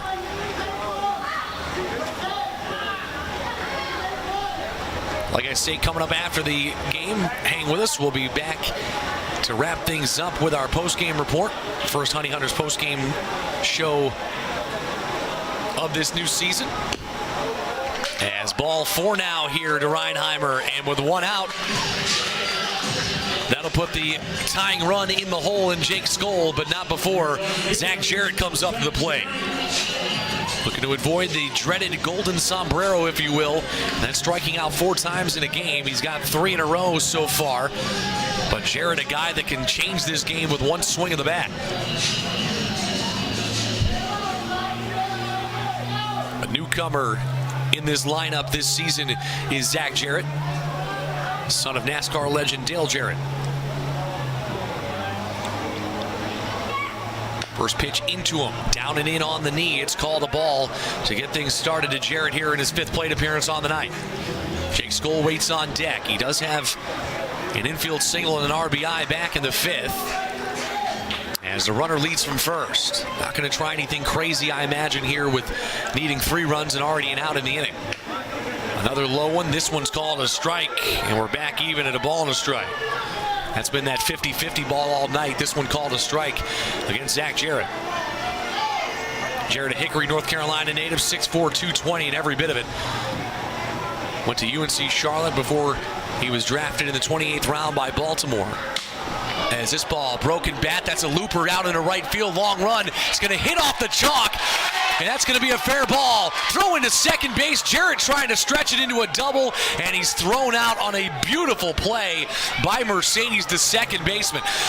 Mercedes was screaming down the right field line, trying to get there and make a play on the out. Instead, it bounces up into his chest, turns around and throws a strike into second. And instead of the tying run coming to the plate, it'll be the what could be final out here on the night. So Jarrett finally gets his first hit of the night, but ends up getting thrown out at second, trying to stretch the single into a double. It was a broken bat base hit into shallow right.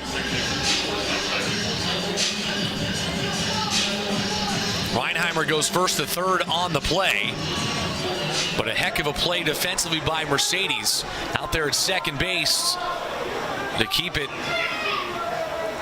now to 2 outs with just that runner at third. Would have been 1 out, runner at second and third, as now Skoll will chop one right side foul at the first baseline. Would have been a whole different ball. I mean, a whole different at-bat for Jake Skoll, coming up with 2 on and only 1 out, and both of them in scoring position. But instead, he's trying to keep things going. Stuart Levy waiting on deck as Skoll just trying to find the outfield somewhere here with 2 outs.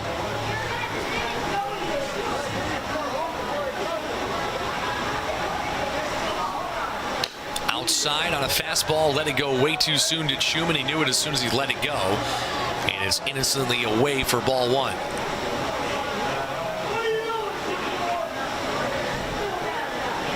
Skoll technically with 3 strikeouts. A drop third strike, ended up finding his way to first base back in his first plate appearance. Another one way upstairs and outside.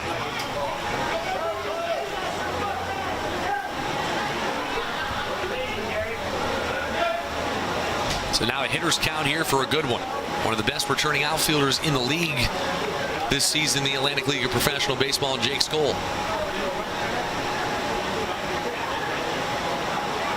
Skoll from Woodstock, Georgia. Was the 15th overall pick by Texas out of high school back in 2010.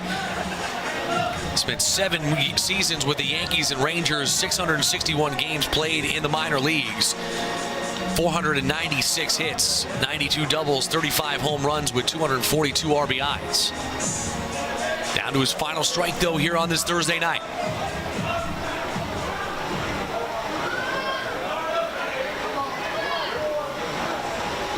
A check swing, did he go? No, says the third base umpire, and he'll be back for one more. A last-second pullback that time by Skoll, and it saves himself another pitch.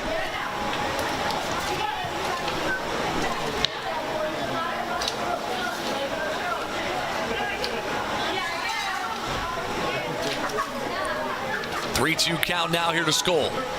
Schumann set, here it comes. That ball skied out to right field as it's trailing deep into center, but just missing that one by a stitch or two, and that'll be the final out of the game as the center fielder in the Darius Clark rounds underneath it and makes the play for out number 3.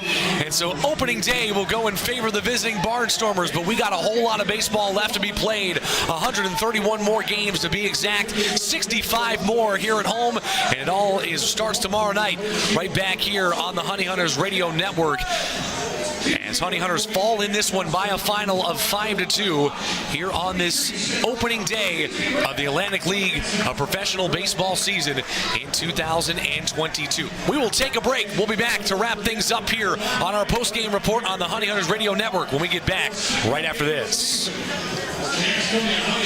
Take on the Lancaster Barnstormers in Game 2 of this 4-game set. Thank you so much for being here tonight. We can't wait to see you tomorrow and the rest of the weekend. Don't forget, folks, we do have our first of 5 fireworks extravaganzas tomorrow night here at the ball yard. So until then, we hope you have a great night. We'll see you tomorrow here at Caramount Hill Park. Good night, everybody. Now we'll take it down toward the field.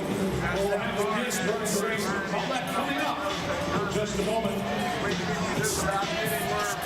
Absolutely right. Run of the bases coming up here any minute. You the kids lined up right now. Fans, thank you so much for coming out to Caramount Hill Park. Opening night here for the Honey Hunters. Don't forget tomorrow night, 6:15, the first of 5 big fireworks extravaganza tonight. Get your tickets at GoHoneyHunters.com. Hope to see you tomorrow and all weekend long. I think it's about time for the kids to run the bases.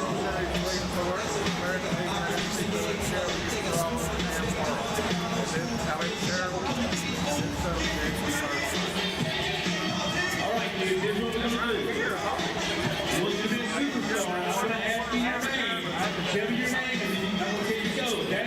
You ready? What's your name? Go, JJ. What's your name? Juju Wright. Hit it, Juju. JJ and Juju won their section free Domino's pizza night. What's your name? Go. Fisher, go, Fisher.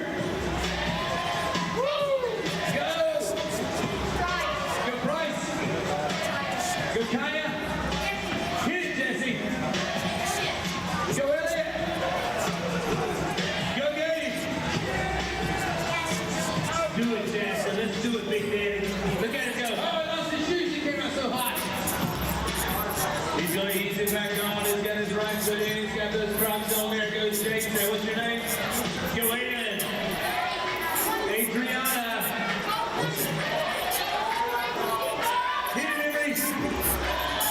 Elijah Martin. Wait a minute. That's a long one. Let's take our time. Let's get the whole thing out. What is it? Zachary Tyler. Tristan Rosenbaum. Hit it, Troy. Go. Rachel was also in the Domino's dance camp tonight. What's your name? Hit it, honey. Here we go. Do it. Run, catch her. Let's do it, Lincoln. Go. Go, Fisher. Did we already have a Fisher? Is that 2 Fishers? Is he double up? Go. Go, Caitlin. Catch her, Caitlin. Oh, look at this smorgasbord here. Who's going to win this race? What's your name? Go, make six. Nice. Hold on. Nice jersey. Go.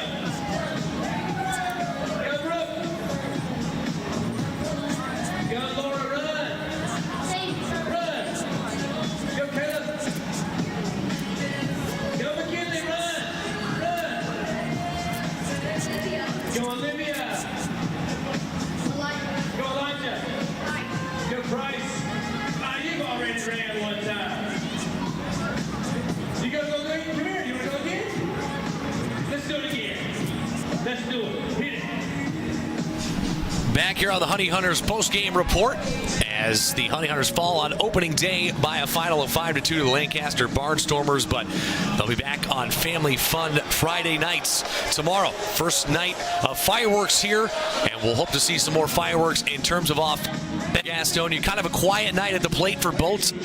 Big has been the difference thus far, as Tyler Swellentrop will get the win on the mound for the Lancaster Barnstormers. John Anderson saddled with his first loss of the season, and Schumann picking up the save in that final inning. A final of 5-2, but like I said, the pitching staff for both sides got to give credit, as we saw at least 5 pitchers from each side, and all of them really coming out and throwing the ball well. Despite that one long ball by Anderson, you can't really credit those other couple of runs against him. I mean, he did give up the home run and then the double, but those 2 runners should have never been on base via the errors, and all of a sudden now you're looking at that 9th inning and it's a 2-2 game, or possibly a 3-2 game with that run coming home in the woulda, coulda, shoulda. It is what it is. It's opening day. Trying to shake a little rust off of those bats, and we'll see if they can start to get hot here as this opening weekend will progress on, as we still got 3 more to play here at home against this Lancaster Barnstormers team, and trying to take the opening series for the first time in franchise history here in just their 2nd season of existence here in Gastonia. But like we said before, if you have not caught a ball game down here at Caramount Health Park, make sure you do yourself the favor and get on out here and check that out, as like we said, tomorrow Fridays are Family Fun Days here this season at Caramount Health Park. Be here for all the action and all the fireworks, with 5 fireworks shows throughout this 2022 season, one of those being tomorrow night. So get your tickets at GoHoneyHunters.com. You can of course buy them at the door as well, but taking a look at the game tomorrow night, it'll be Deck McGuire tasked with taking the mound and getting the start right now. Augie Silk is the slated starter for Lancaster. We'll keep you updated with any changes there, and of course we'll see if it's the same lineup that comes out for Coach Gazzo in his 2nd game of the season, or if they try to do a little tweaking. We talked about the depth in the outfield position, the depth in catcher as well, and so a lot of guys that can shift around the infield, outfield, and behind the plate this season.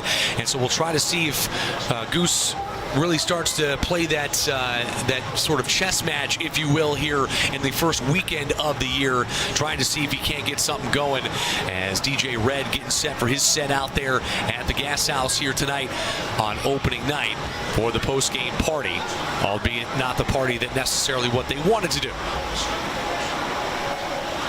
Like we said, Anderson going to get the loss on the hill for the Honey Hunters. Shout out to Jack Reinheimer, though. Reached base all 5 times he got up to the plate. 2 for 2 on the day, so he's batting 1,000 here. Joey Rosa also with a 2-hit performance this afternoon. A couple of other guys adding a single and an RBI throughout the evening, but unfortunately they fall just short here on this Thursday night, opening night in the Atlantic League of Professional Baseball. We will get you up to date with scores tomorrow afternoon and evening. Don't forget, pregame coming your way at 6 p.m. tomorrow night, right back here on the Honey Hunters Radio Network on WGNC 1440 AM and 101 FM in Gastonia, Charlotte. We appreciate you joining us here on this beautiful night. From all of us here at the Gastonia Honey Hunters, I am Mike Glennon. I will be back tomorrow night for another call and another day at the ballpark for your Honey Hunters, looking for their first win in 2022 when we get back tomorrow night. First pitch 6:15, pregame starting at 6 o'clock. Enjoy the rest of your evening, folks. And as always, go Honey Hunters.